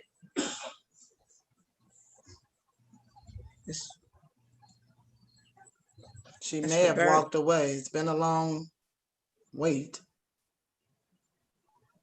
Miss Roberta, there she go. Miss Roberta, you there? I'm sorry. Yes. Okay. Hello. All right, we're ready for you. What I have actually wanted to talk about, Council Kathy Goodwin, Williams had talked about it for me, so I appreciate it. So it was just, I had issues with the police not showing up at the memorial and just the lack of participation in the community. But I did also want to ask if y'all could think about seeing about taking the sheriff out and getting some police in here and maybe restructuring that whole thing so we won't get back the old Lincoln Heights police, but just have better community, because I just feel like their heart is not into the community, and you can't just come in here and get a paycheck and go home. Because I had a dispute with the what is he? I don't know if I guess he was the lieutenant. A couple months ago, I had a issue with, it was like 12:30, 1 o'clock at night, where was a lot of people, kids, and about 20, 25 people. I had sent the complaint in where people were sitting on this wall across the street from my apartment building. And he just kind of like made light of it, like, I set out my house and drunk a beer too. I'm like, not at 1 or 2 o'clock in the daggone morning, you not. And it's just disrespectful and it's disgusting. You shouldn't be having that around where you live at. So I just don't think that they're the right fit. Maybe it's the people, whatever, I don't know. But I just think that whoever it is, if it's the sheriff or a police station or whatever, I just think their heart need to be in the community, and it's not. And I'm so sad. Oh, okay, so Mrs. Satterwhite, did that happen a couple of months ago? Because I know we've changed a couple of lieutenants. Was it a couple of months ago? Yeah, this was probably this is September. It was actually in June. It was in June. Yeah, it was in June. Okay. But that's when the incident was. Okay, can I ask you to follow up with Mr. Dukes about that request, and that way he can address it? Okay. With the sheriffs, okay. Thank you so much for coming and sharing your insight, okay? Okay, all right, thanks.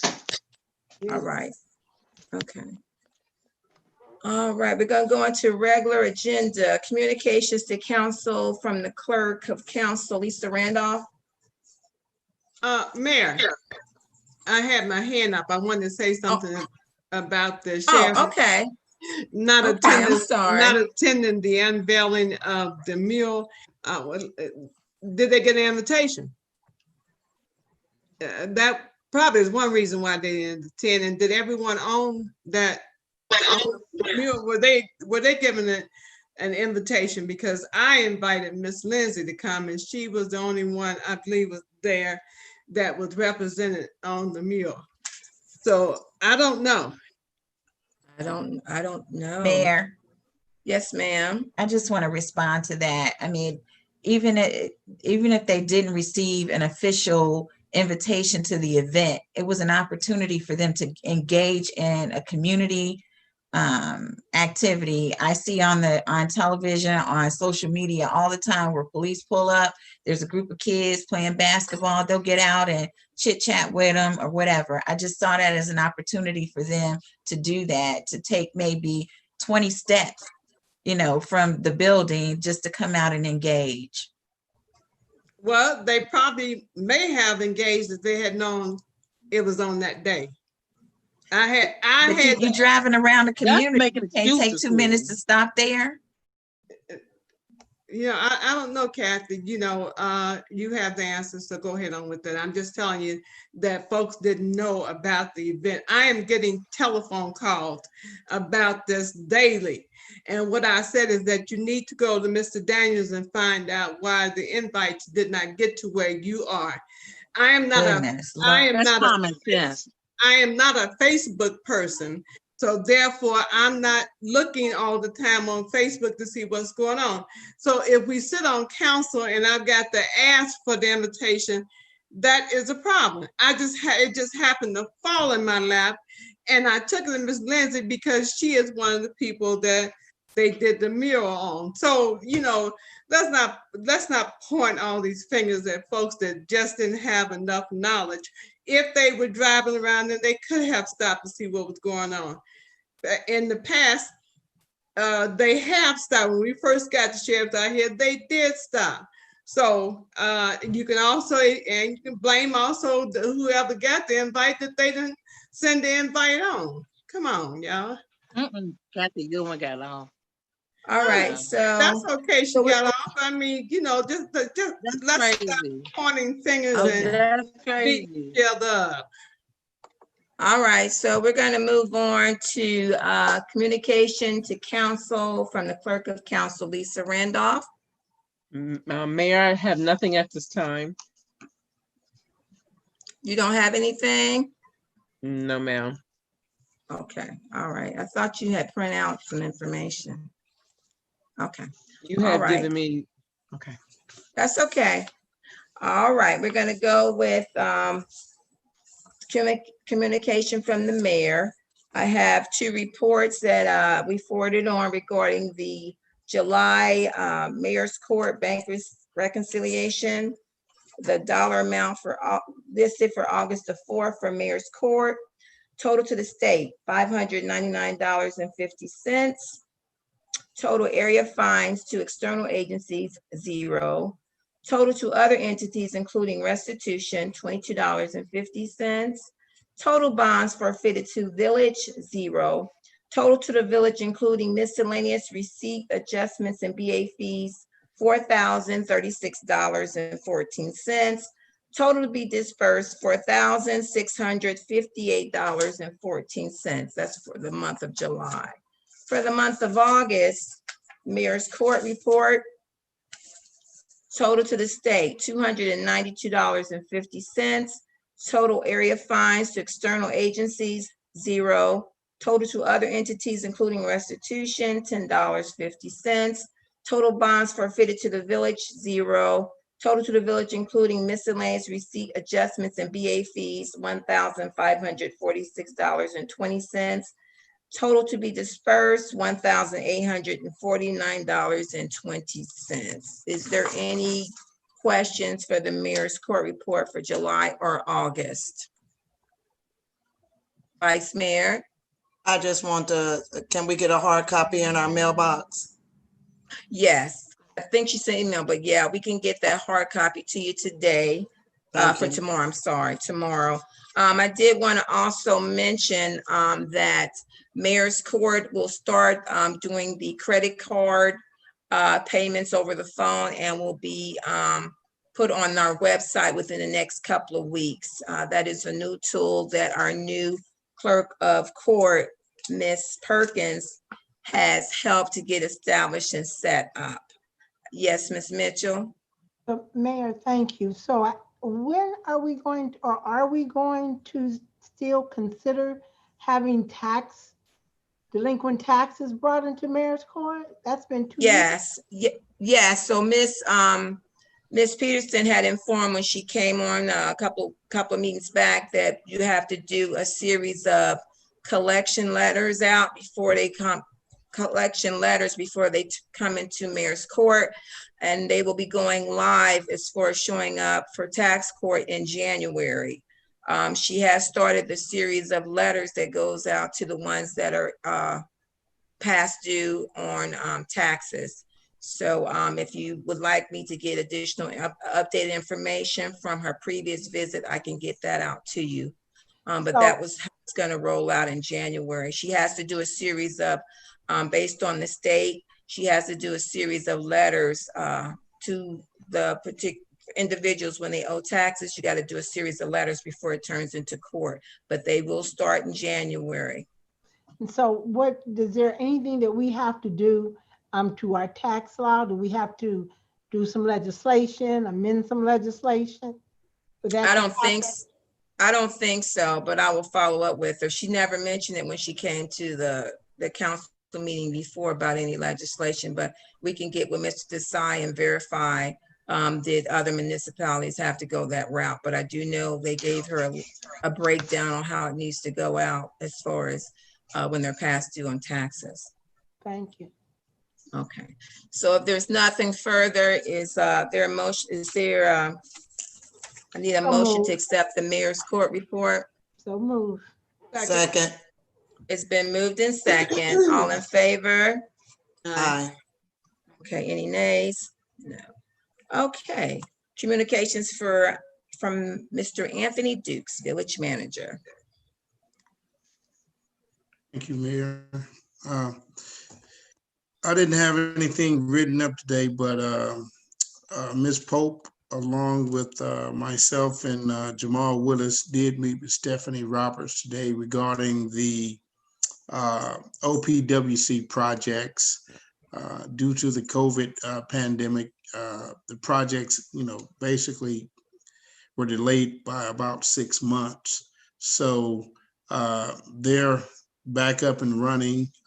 So she did talk about submitting, completing the bid documents for the Steffens and McIntyre project, and looking to have that ready to go out to bid around the January or February of 21 for those projects, as well as the Matthews Taylor project, being that it would be on schedule if they could go ahead and try to get those documents ready to go out to bid by January, February of 21 as well, so that we could have all the OPWC projects on track. Everything's looking good. She did bring a set of plans by the office for the Steffen and McIntyre project. If anyone would like to stop by to view them, they're in the office. These are preliminary plans, so if you have some comment about some of the changes, I know we did discuss about the one of the projects included adding sidewalks to McIntyre, because there are currently no sidewalks on the street, and it will fill the gaps in the sidewalk system in the village, because most of the sidewalks get to that street and stop. So that'll be a welcome addition to the village. So, and we talked about some potential fixing some of the drainage issues that are occurring on McIntyre. So, and then we also discussed the potential for the next round of projects coming up, which being that they're looking at areas where the water lines and sewer are pretty much up to date and it won't impact the project going forward. They were looking to kind of stay, I guess, to continue Leggett, to finish Leggett, and it was a potential to look at Wabash at that time as well. But she's gonna do some numbers and bring them back, and we can bring those before the committee of the whole to further discuss the other new locations for the next round of funding. One additional thing, I did ask Stephanie about CT providing some pro bono services, engineering services for Memorial Field, to look at the potential of relocating the concession stands and adding restrooms near the what's that, Dorothy Court. So that because I'm sure the water and sewer are closer to the field at that end and would be easier to make the connection. So she felt that it shouldn't be a problem. And, I expressed it, being that CT has been working as the engineering consultant for the village for many years and have earned well over $1 million. It would be definitely helpful for them to help us out with this. It'll help with the grant and count towards our match as well, if they can provide this pro bono. She didn't believe that it would be a problem to kind of look at that area and assisting us with it. So I'll let you all know what their answer is. I asked her if she could get it to me fairly quickly. So hopefully she'll have something this week or next week at the latest. That's all I have. Okay. Councilwoman Mitchell, you had your hand up. Do you have a I was question? actually just giving a thumbs up to Mr. Dukes because he followed through with the request that we talked about in terms of the water on the field. But I do have a question in regards to the other grant that we have. I think was it another mini planning grant? The one for Well- the equipment, where are we with that? One for the equipment, Yeah, you we, wanted to do the maps and with cages.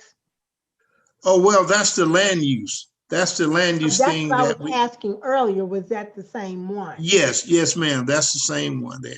And I think the Hamilton County Planning and Development are gonna take the lead on getting those maps updated for us.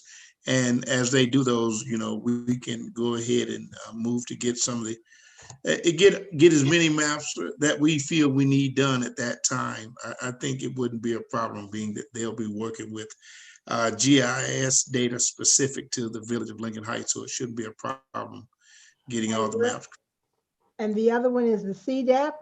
Do we still have those funds available to us when, what's the district? Well, being that it would required, you know, the creation of a login, and I really wouldn't be around to kind of maintain communication and contact. I think the mayor went ahead and submitted for that so that she would be a point of contact on the CDAP funds. Actually, on that CDAP grant, that was, the deadline was today. We found out, which actually Donna was gonna be the contact person.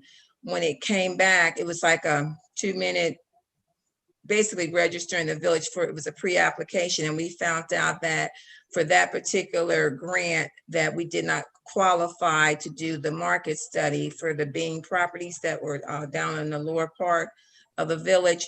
So they informed me that that actually is for a mini grant. And so based on the information that we got from Mr. Ferguson, that was not the particular grant that's going to be entailed. We got an email from Joy Pearson informing us that we did not have, that was not the right grant for that CDAP, the project. I'm referring to the CDAP that we were awarded last year, the $220,000 that we spent the 20 already. Where are we with that? And how much longer do we have before those funds are taken back from us, if they, you know, if that's a possibility? Okay, that would be Mr. Duke. I thought you mentioned the CDAP because I just, economic development. Right. Yeah, so I wanted to give you an update on that. So Mr. Duke, that would be you. Okay, thank you, Mayor.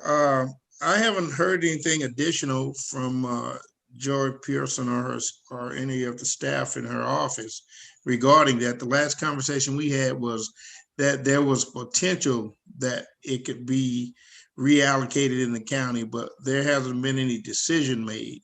However, that's just something with this new round of CDAP. I don't know if they reabsorb that. We haven't received anything, you know, stating that they reabsorbed it, but I will reach out to her tomorrow and send her an email asking the status of that funding. And as soon as I get a response, I'll send it to you all. Thank you. Yes, Vice Mayor.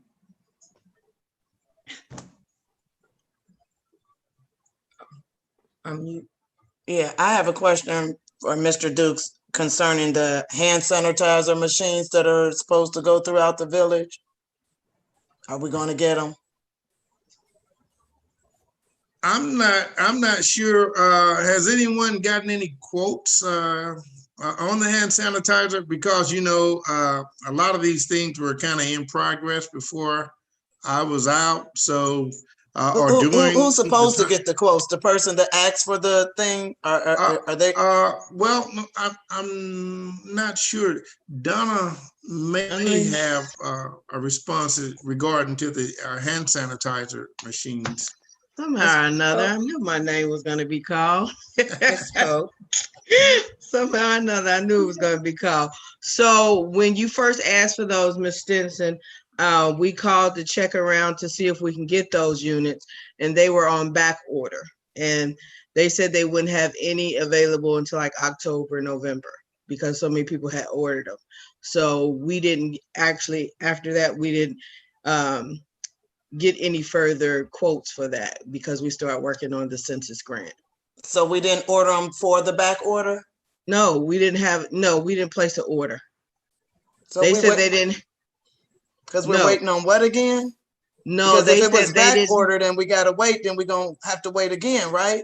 No, they said they didn't have any because the orders that they had were already had out was on back order. So no, we did not order any hand sanitizer units throughout the village. And then the other question that we discussed was maintaining the units. I had a conversation, myself and Jamal, we were talking about how much it would cost to refill them every time. So what? Yeah. We can't buy So up some use the money to maintain it. Right. So you can only buy so much. And then what we're gonna do next year when the money runs out. That's So what we then- gotta sit down and talk about. That's what you figure out. Okay, thank you. I think that's a discussion that we need to have while we're doing our budget. So if we're gonna have them, we can already have in the budget for 2021. Ms. Mitchell, you had your hand up. Yes, I was going to just comment on what the vice mayor said, that we discussed that in the finance committee and that they were on back order. But I was thinking that we were going to go ahead and order, even though they were on back order. And No. it suggested that we get enough, with the COVID funds so that we wouldn't have to worry about putting that in our budget for next year. So, but I agree with you. That's something that we need to discuss. Maybe I can put that on the agenda for the finance meeting Monday. And also, when I was talking to Mr. Willis, he said you can only Jamal, can you come in on this conversation? He was talking about how storing them would be an issue. Well, he's not here, so. Can I say something, Mayor? Yes. To me, ma'am, it's an sure. issue when people are dying because they can't keep themselves clean. I watched a lady wash up on the side of one of our streets in between some cars. Yeah. It's been months. I think we need to still look into it and then figure out how we're gonna store them. And also, wait a minute now, before, everybody started getting upset, there was a division. Some of y'all wanted it and some of y'all didn't. So the thing came about whether it was gonna be maintainable. That was the big issue about ordering and whether the residents were going to destroy them, because what kind do you get? Do you get the commercial kind? Do you get these plastic ones that look cute, but the kids can destroy? So it was always it wasn't a final, let's get them throughout the village. It was yeah, you wanted it, but yeah, you did. Ms. Childs Jeter. Oh, I'm so happy that you finally saw my hands. I've been waving and everything. And I'm sorry. I'm gonna cut myself off. Donna, please use up the remainder of the money and order these things. And when it's done, it's done. We don't need this conversation tonight. We can look at it in finance next week as we're looking at the budget for 2021. Just order all you want. I was one that was concerned about if the kids would tear them up, and maybe that's because I had some recent experience with kids tearing things up, that it was an issue with me putting them throughout the community, but you do have places where you can do it. So, Miss Donna, please use the rest of that money to order as many as you can with supplies. Okay. Anything All right, else you need, because you need to spend this money before the deadline. So let's just buy stuff. The census money is already spent. So you're talking about the CARES Act fund money. That's what you're talking about. Okay. Yeah, order. Okay. All right, we're gonna move on because we got a couple of committee Miss Mayor, before you move on, and Ms. Mitchell had a hand up, I want to ask the manager a question, and it has nothing to do with what we just talked about. My question is, did you invite the sheriff to the unveiling of the mural? No, ma'am, I didn't invite him. I just, being that they have to patrol the neighborhood anyway, they should be aware of what's going on and should have perhaps come out, but no, I did not invite him. Well, did you tell them a date when it was happening? No, ma'am, I didn't. No, ma'am. Okay, I just want to know where the lines of communication here, because if you have an activity in the community, maybe they need to be given a list. This is happening on the 23rd or 29th or December the 25th. This is what's going on in the community, and they can attend those things. They should attend. But if they were not given the dates as to what was happening, maybe they just figured that they'll keep doing their job throughout the neighborhood. But you did need somebody there. So when we have council members that talk about that, they need to go to where who is responsible for that. That is not the Safety Service Committee, that is the manager position. So, I kind of feel like you just want to just beat on the sheriff, and I have to have the safety service piece. So I am kind of sick of it. So if you need an answer to that, you go to the manager, because the manager gives them orders, not the safety service chair. Ms. Mitchell, last question. Yes, in regards to the hand sanitizing and things, instead of us just telling Donna, when we make suggestions and looking over the minutes of the finance committee, we just talked about trying to get how much it was and making some suggestions. So if we want some things to happen, then we need to make those motions and then vote on it, So I think hopefully that the manager and Ms. Pope will come to the finance meeting with what those costs are and any other pros and cons, so that we can make a recommendation for the next council meeting to make those purchases. Even if we have to give a certain amount, we need to know how many. We just need to go do the whole 9 yards in terms of, here's the information, let's place them here. We need 10. Check out the shelf life of the because I think Mr. Willis suggested that we use the foam so that it doesn't explode. So those are the things that we need. If we can get that information and bring it to the finance meeting, then we can make a recommendation to go ahead and follow through with it, instead of just saying, this is what we like and waiting on the information. Okay. Ms. Chelsea, are you waving again? Or I am, yes, I am. exercising? I want to apologize to Ms. Dallin Pope, because Ms. Mitchell is right by saying that don't tell. It was just that the conversation was going back and forth. So I wanted to end that conversation, because we do have money to do that. That was the only reason. I just wanted to apologize. Okay. Please accept my apology, Ms. Donna. Okay. All righty. So next is committee reports. Safety Committee report by the Chair, Councilwoman Linda Childs Jeter. Okay, thank you, Mayor. I did submit the committee report. I don't know if you want me to read all this. It is 8:43. Can you give you summary? Yeah. Can you give me a narrative summary? Yeah, I can. We did. The fire chief did not attend the Zoom meeting, but he did send the email for the June report. The sheriff report was given by Lieutenant Keith Boyan. They cited two people to Lincoln Heights Mayor's Court and 7 to Hamilton County's Court. They made an arrest on Adams Street for shots fired in the air and assisted Elmwood in the shooting near Valley Wick. There were 251 dispatch police details. The Shepherd Lane homicide investigation is ongoing. Residents are complaining about parking violations on Leggett and excessive noise on Adams Street, involving a group of people hanging out. on ongoing gambling occurrences in Centennial or near Centennial.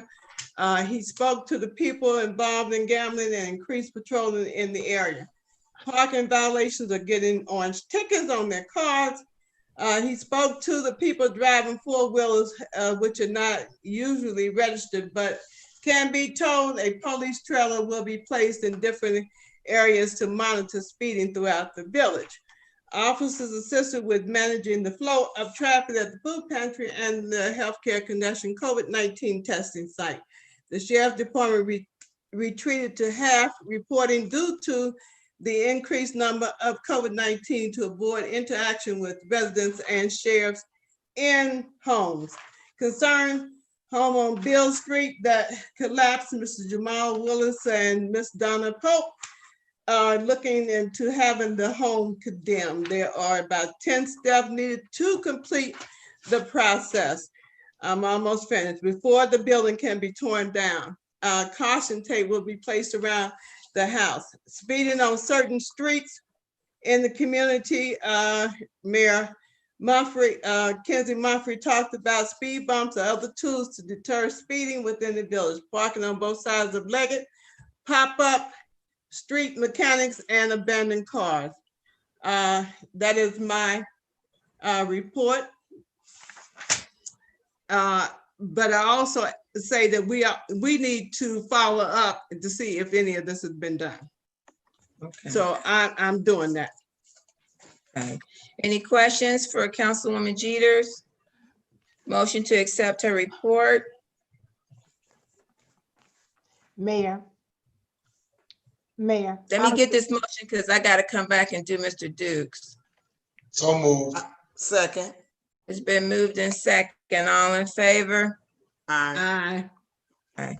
Ms. Mitchell, is that what you were saying? I got to do a motion Well, for I just Mr. wanted to add DeCoro. on to what Ms. Jeters was saying, that the gambling is still, little crap games are still going on over in Oak Park.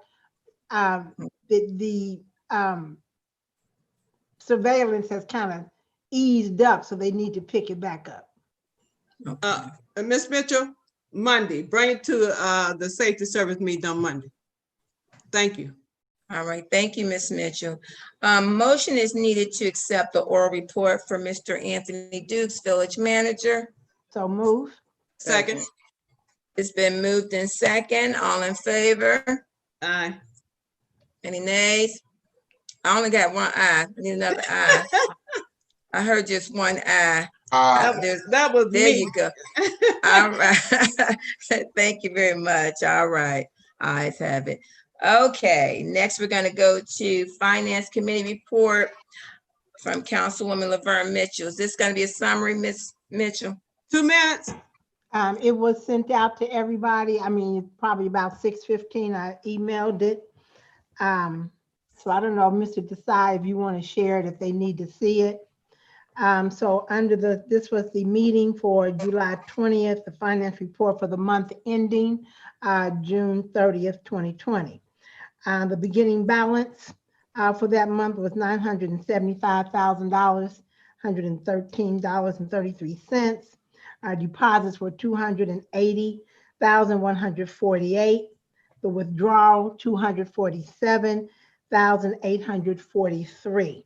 Our ending balance under the fund reconciliation was $1,718,000. Our cash bank balance at the end of June was the same, that $1,007,418. Our revenue was most important. It's the revenue for the month, which was $1,487,458. And that included the COVID CARES money that we were speaking of just a moment ago. The month-to-date, year-to-date detailed expenditures, what's most important is that our appropriation was $2,783,226. Our year-to-date expenditures, $1,336,375. Our unexpended amount is 1.4. Encumbrances is about 13,000, I'm sorry. And unencumbered is about 1.4. So that's where we are in terms of our funds. We're looking pretty good. We're over halfway through the year. We still have half our budget. Action items were to obtain information about the CAP program, which is the Consumer Customer Assistance Program with Metropolitan Sewer District. Develop information session to help residents with their home improvement program applications. Correct the ODNR fund line item. We need to show that it should include the $79,000 and a resolution to establish fund for the mini planning grant, which we did tonight. All right, and the recommendation was, well, you all can read that because it didn't happen. All right, so that concludes my report. Okay, any questions? Okay, motion to accept Finance Committee report. So moved. Second. It's been moved in second. All in favor? Aye. Any nays? Okay. All right, we're gonna go straight into old business. We're almost finished tonight. Okay. Motion order for resolution 2020 R21. What's your pleasure, council? Motion to read it by title only. Second. It's been moved in second to read resolution 2020 R21 by title only. Roll call, Ms. Randolph? Councilman Durant Daniels, Yes. Councilwoman Linda Childs Jeter, Yes. Councilwoman Phyllis Baber, Yes.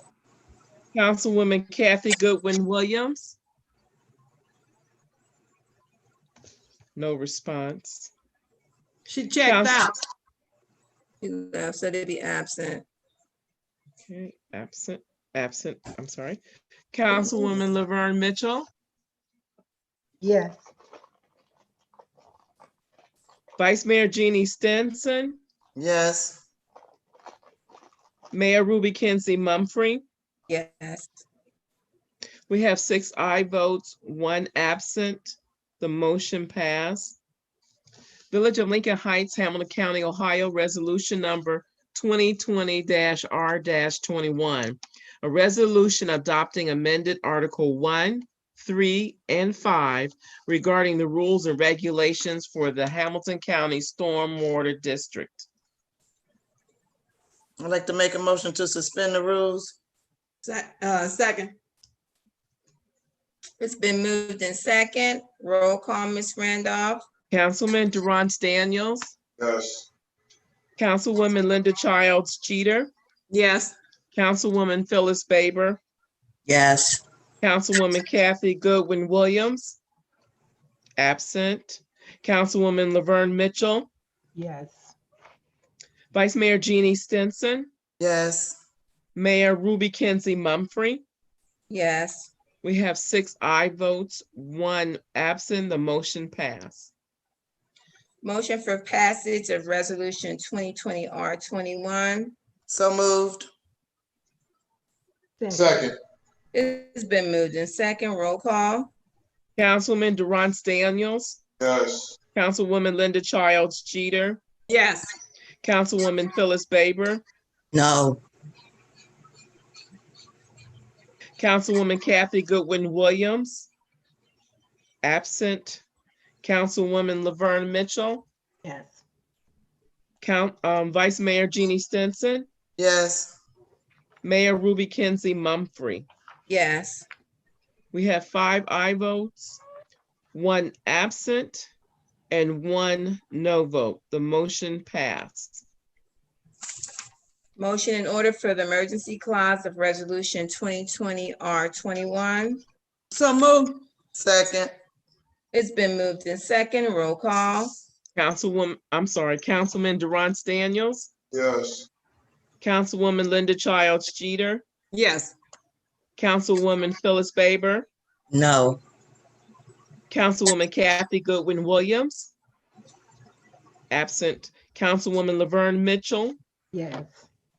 Vice Mayor Jeannie Stinson, Yes. Mayor Ruby Kenzie Mumfree. Yes.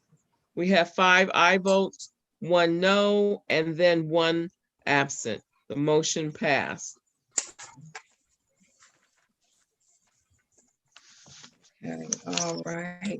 I have it listed for a budget update timeline by the finance director. Ms. Pope sent an email listing the dates, and I just wanted to let her chime in for a few minutes on it. I know we're going to discuss it more at the finance meeting. Ms. Pope? Yeah, what I sent was some possible dates for the meetings. The goal here was to place the particular item in that particular committees for discussion. So the first one was today, of course, and we were just gonna discuss the appropriation schedule. Oh, you have it up, Deepak. And so where is it at? So I put some dates out there. I don't know where my screen is at. I can't get to the top of my, can you scroll it up? Who put it out there? I think Deepak.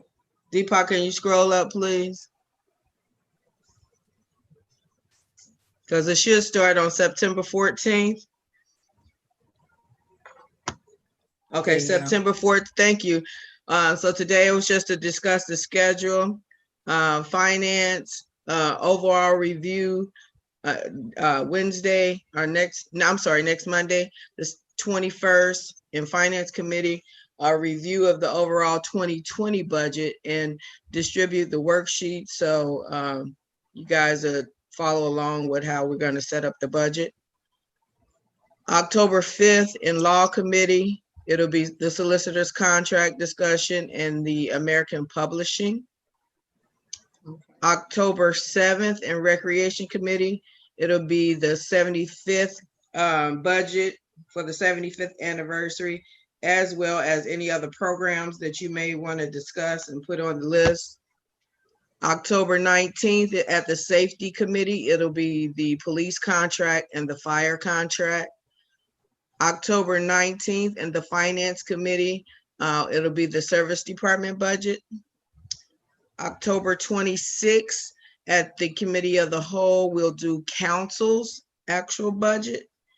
Mayor's Court and Clerk of Council also is included in that.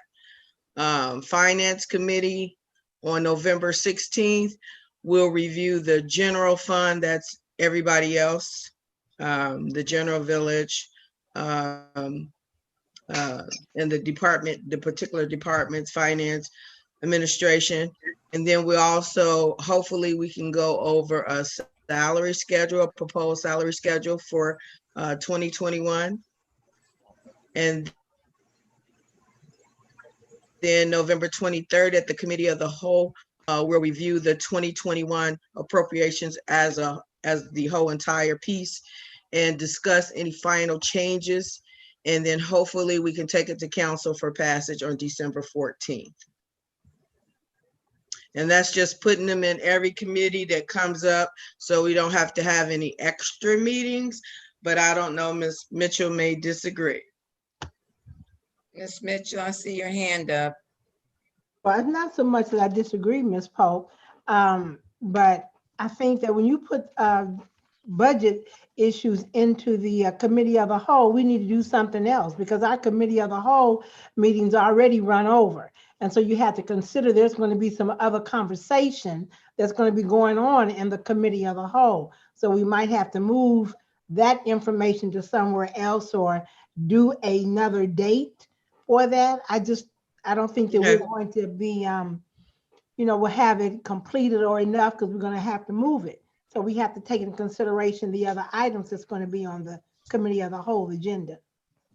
Unless in the Committee of the Whole, you list just one topic, not going through the whole thing, that may be like a 15-minute conversation, just depends.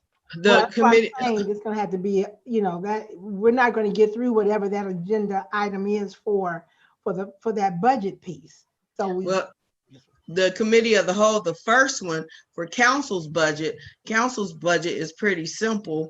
Other than, I think the most conversation we have is travel, because we don't have to discuss salaries because it's, it's set in stone. Yeah, except for maybe clerk of council and then clerk of court, and that's just 2 people. So, and that'll be just basically any kind of increases, but we also going to cover that as an over on the salaries date that we go discuss salaries and finance. Well, I'm going to say, Ms. Pope, if we can get the information prior to, if we can get the whole budget piece prior to each time so people can go through it, but to get it on that day, we need to get everything ahead of time. So, I'm just going to implore that you do that. We get that budget piece a day or 2 ahead of time and not look at it that day. Okay. Okay. All right. Is there anything else? Any other questions for Ms. Pope? All right, Ms. Pope, anything else you wanted to add? No, I don't. All right, thank you very much. Okay, all right, we're gonna move on to new business.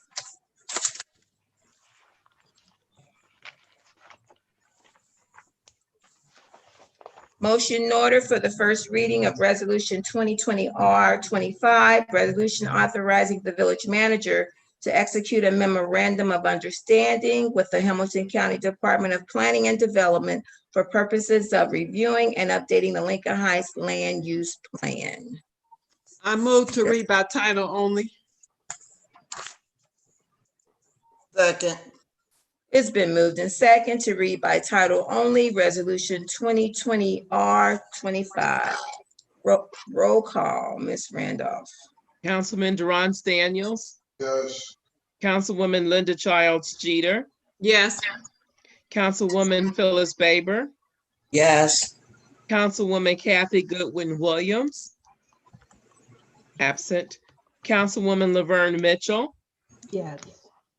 Vice Mayor Jeannie Stinson. Yes. Mayor Ruby Kenzie Mumphrey. Yes. We have 6 aye votes. We have 1 absent. The motion does pass. Village of Lincoln Heights, Hamilton County, Ohio, resolution number 2020-R-25. Resolution authorizing the village manager to execute a memorandum of understanding with the Hamilton County Department of Planning and Development for purposes of reviewing and updating the Lincoln Heights Land Use Plan. Any questions? Any questions?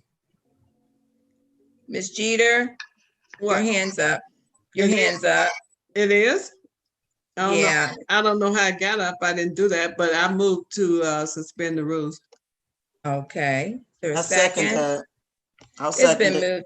Okay, it's been moved in second. Roll call. Councilman Durance Daniels. Oh, I'm sorry, he said no. said no on suspending the rules. Okay. Councilwoman Linda Childs Jeter. Yes. I'm getting feedback. Councilwoman Phyllis Baber. No. Councilwoman Kathy Goodwin Williams. Absent. Councilwoman Laverne Mitchell. Yes. Vice Mayor Jeannie Stinson. Yes. Mayor Ruby Kenzie Mumphrey. Yes. We have 4 aye votes, 2 nay votes, no, and 1 absent. The motion passed. No, it doesn't. thought you needed 5. On a motion to sorry. suspend, it needs 5. I'm Okay. sorry. So All right. the first reading's done and it'll come back at the September 28th meeting for a second reading. Okay. All right. Okay. Miscellaneous, I can't see him. Okay. Miscellaneous business. Mayor, before you do that, I have a question for the solicitor.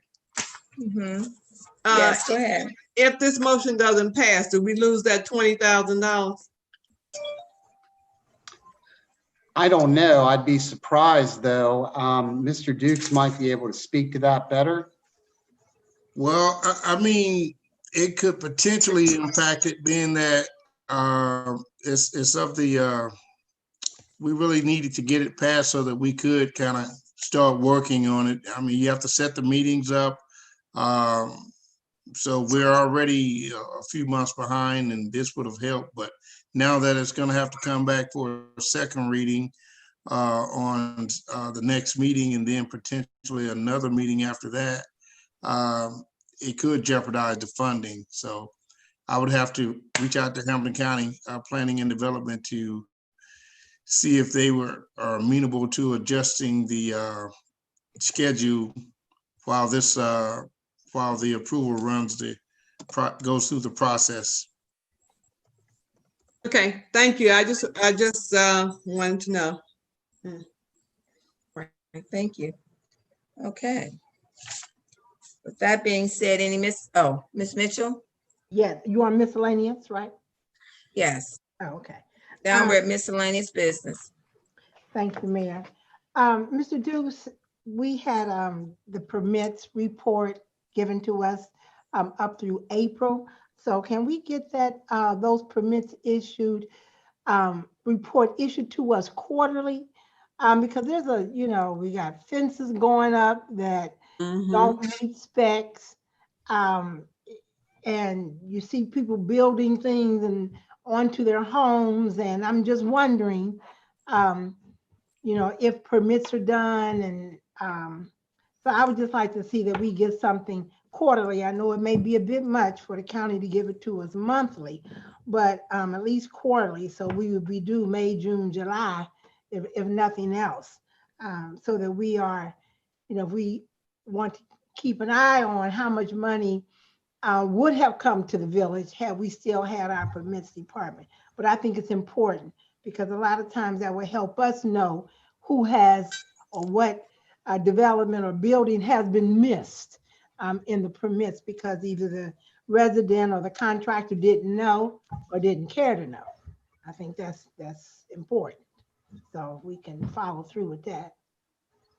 Yes, ma'am. I'll check with Hamilton County Building Department. And that's one of the things that I've been interested in pursuing anyway, is being that we should really be notified, or at least perhaps even the first step or first stop in the permitting process, or at least be in their email chain of communication, notifying when a permit comes through, when a set of plans have been submitted. So I will check with them and ask that question as far as the frequency, and go even further and see if we can't get at least to have an email communication mailed to us each time a permit is applied for. Because in most communities, they have a process and a chain of departments that receive that permit request and are able to give feedback. And I don't see why the village of Lincoln Heights shouldn't be one of those providers, to give feedback on those permit requests. Thank you. And Mayor, my other request is that, we're coming up to December pretty quickly. And in the last finance meeting, we did talk about the PEP funds. It's $1,000 this year. And I know Ms. Pope mentioned about looking at the receipts that the service department may have done. But I'd like us to take a little more strategic approach to that and find out what do we need, what can we use with that extra 1,000 instead of using it for some things that we've already had in the budget, or just to say, here are the receipts, we can submit them for the 1,000. Can we plan to know how to use that 1,000? And I speak specifically because I was talking to Ms. Randolph one day about fireproof cabinets. That's one of the things that can be that money can be used for. So we need to look at how can we effectively use that $1,000 rather than just for t-shirts and boots. What can we do that we really, really need that hasn't even been, considered in this year's budget? I did want to mention, you mentioned about some fences. I do know I had while Mr. Duke's absence, I had came across a resident had reached out to inform us of a fencing on, I think that's Beals, that extends all the way to the front of the yard. And so I was hoping that we would be able to find out what's going on with that. It's over 6 feet and it reaches all the way to the street. Sidewalk. Where if you were sitting, the sidewalk. And basically if the resident sits on their porch, they can't even, if they're sitting there, they can't even look across and see the next house. So I know it's a new resident that may not be aware of our ordinances, but I think that's worth looking out to. I did share those pictures with Ms. Pope, and I was just trying to find out if anything had taken place, and that's been about 3 weeks ago.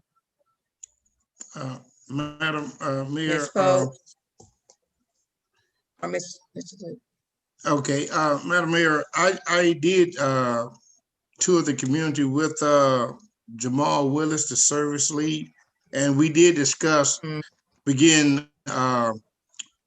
well, at first going up and talking to the residents to let them know that the fences are in violation, that privacy fences over 6 feet tall are only permitted in the side yard. And if we noted several fences in the area that do extend beyond the house into the front yard, and there are some actually up on the sidewalk. And these are the new ones that you mentioned, as well as the one Miss Jeter has to look at across from her house. Yes. So these are some of the things we're going to try to make contact with the homeowner or property owner and just kind of communicate this with them, give them a copy of the ordinance. And from that point, if they don't adhere, then we'll begin citing them until they move the fence or receive a fine for it. All right, thank you. So, yes, ma'am. Yes, Ms. Jeter. Mr. Duke, so are you permitted to take pictures from a distance as to what's on the other side of that fence? Can you do that? Is that lawful? Yeah, well, I would think so. If we can see it. You can come on my deck, just go in between the house, go up on the deck and take a good look at what's behind that fence. Okay. And you can Yes, take a ma'am. picture. Just let me know you're back there now. That's all you have to do is just call me. Let me know you're coming. Yes, ma'am. Don't pull out the double barrel. It's rough over there. It's rough. Vice Mayor. Can we use the drone for that situation? I don't see why not. That's what they got it for. The fire department has a drone, correct? Correct. Yes. Okay. Well, yes, I could get talk with Chief Johnson about that and just do a survey of the community. Yeah, for all the locations that have the privacy fences. Yeah. Yes. All right. If all minds are clear. Before anything else? Yes. Yes, ma'am. I want to say that please pick up the Cincinnati Herald. You have Mr. Lois Lindsay in there, who is retiring, and Laverne name is also listed there, and the unveiling of the mural, which is Durance Danielson, is also in there. Please pick it up and keep it. Save it. We may need to frame it and put it down at the Village Hall. Yeah, we can do that. Exactly. All right. If there's nothing further, is there a motion for an adjournment? Motion that we adjourn. There's a second? Second. Second, all in favor? Aye. No nays. Have a good night. As a result of the Yeah, ready to go. even with precautions.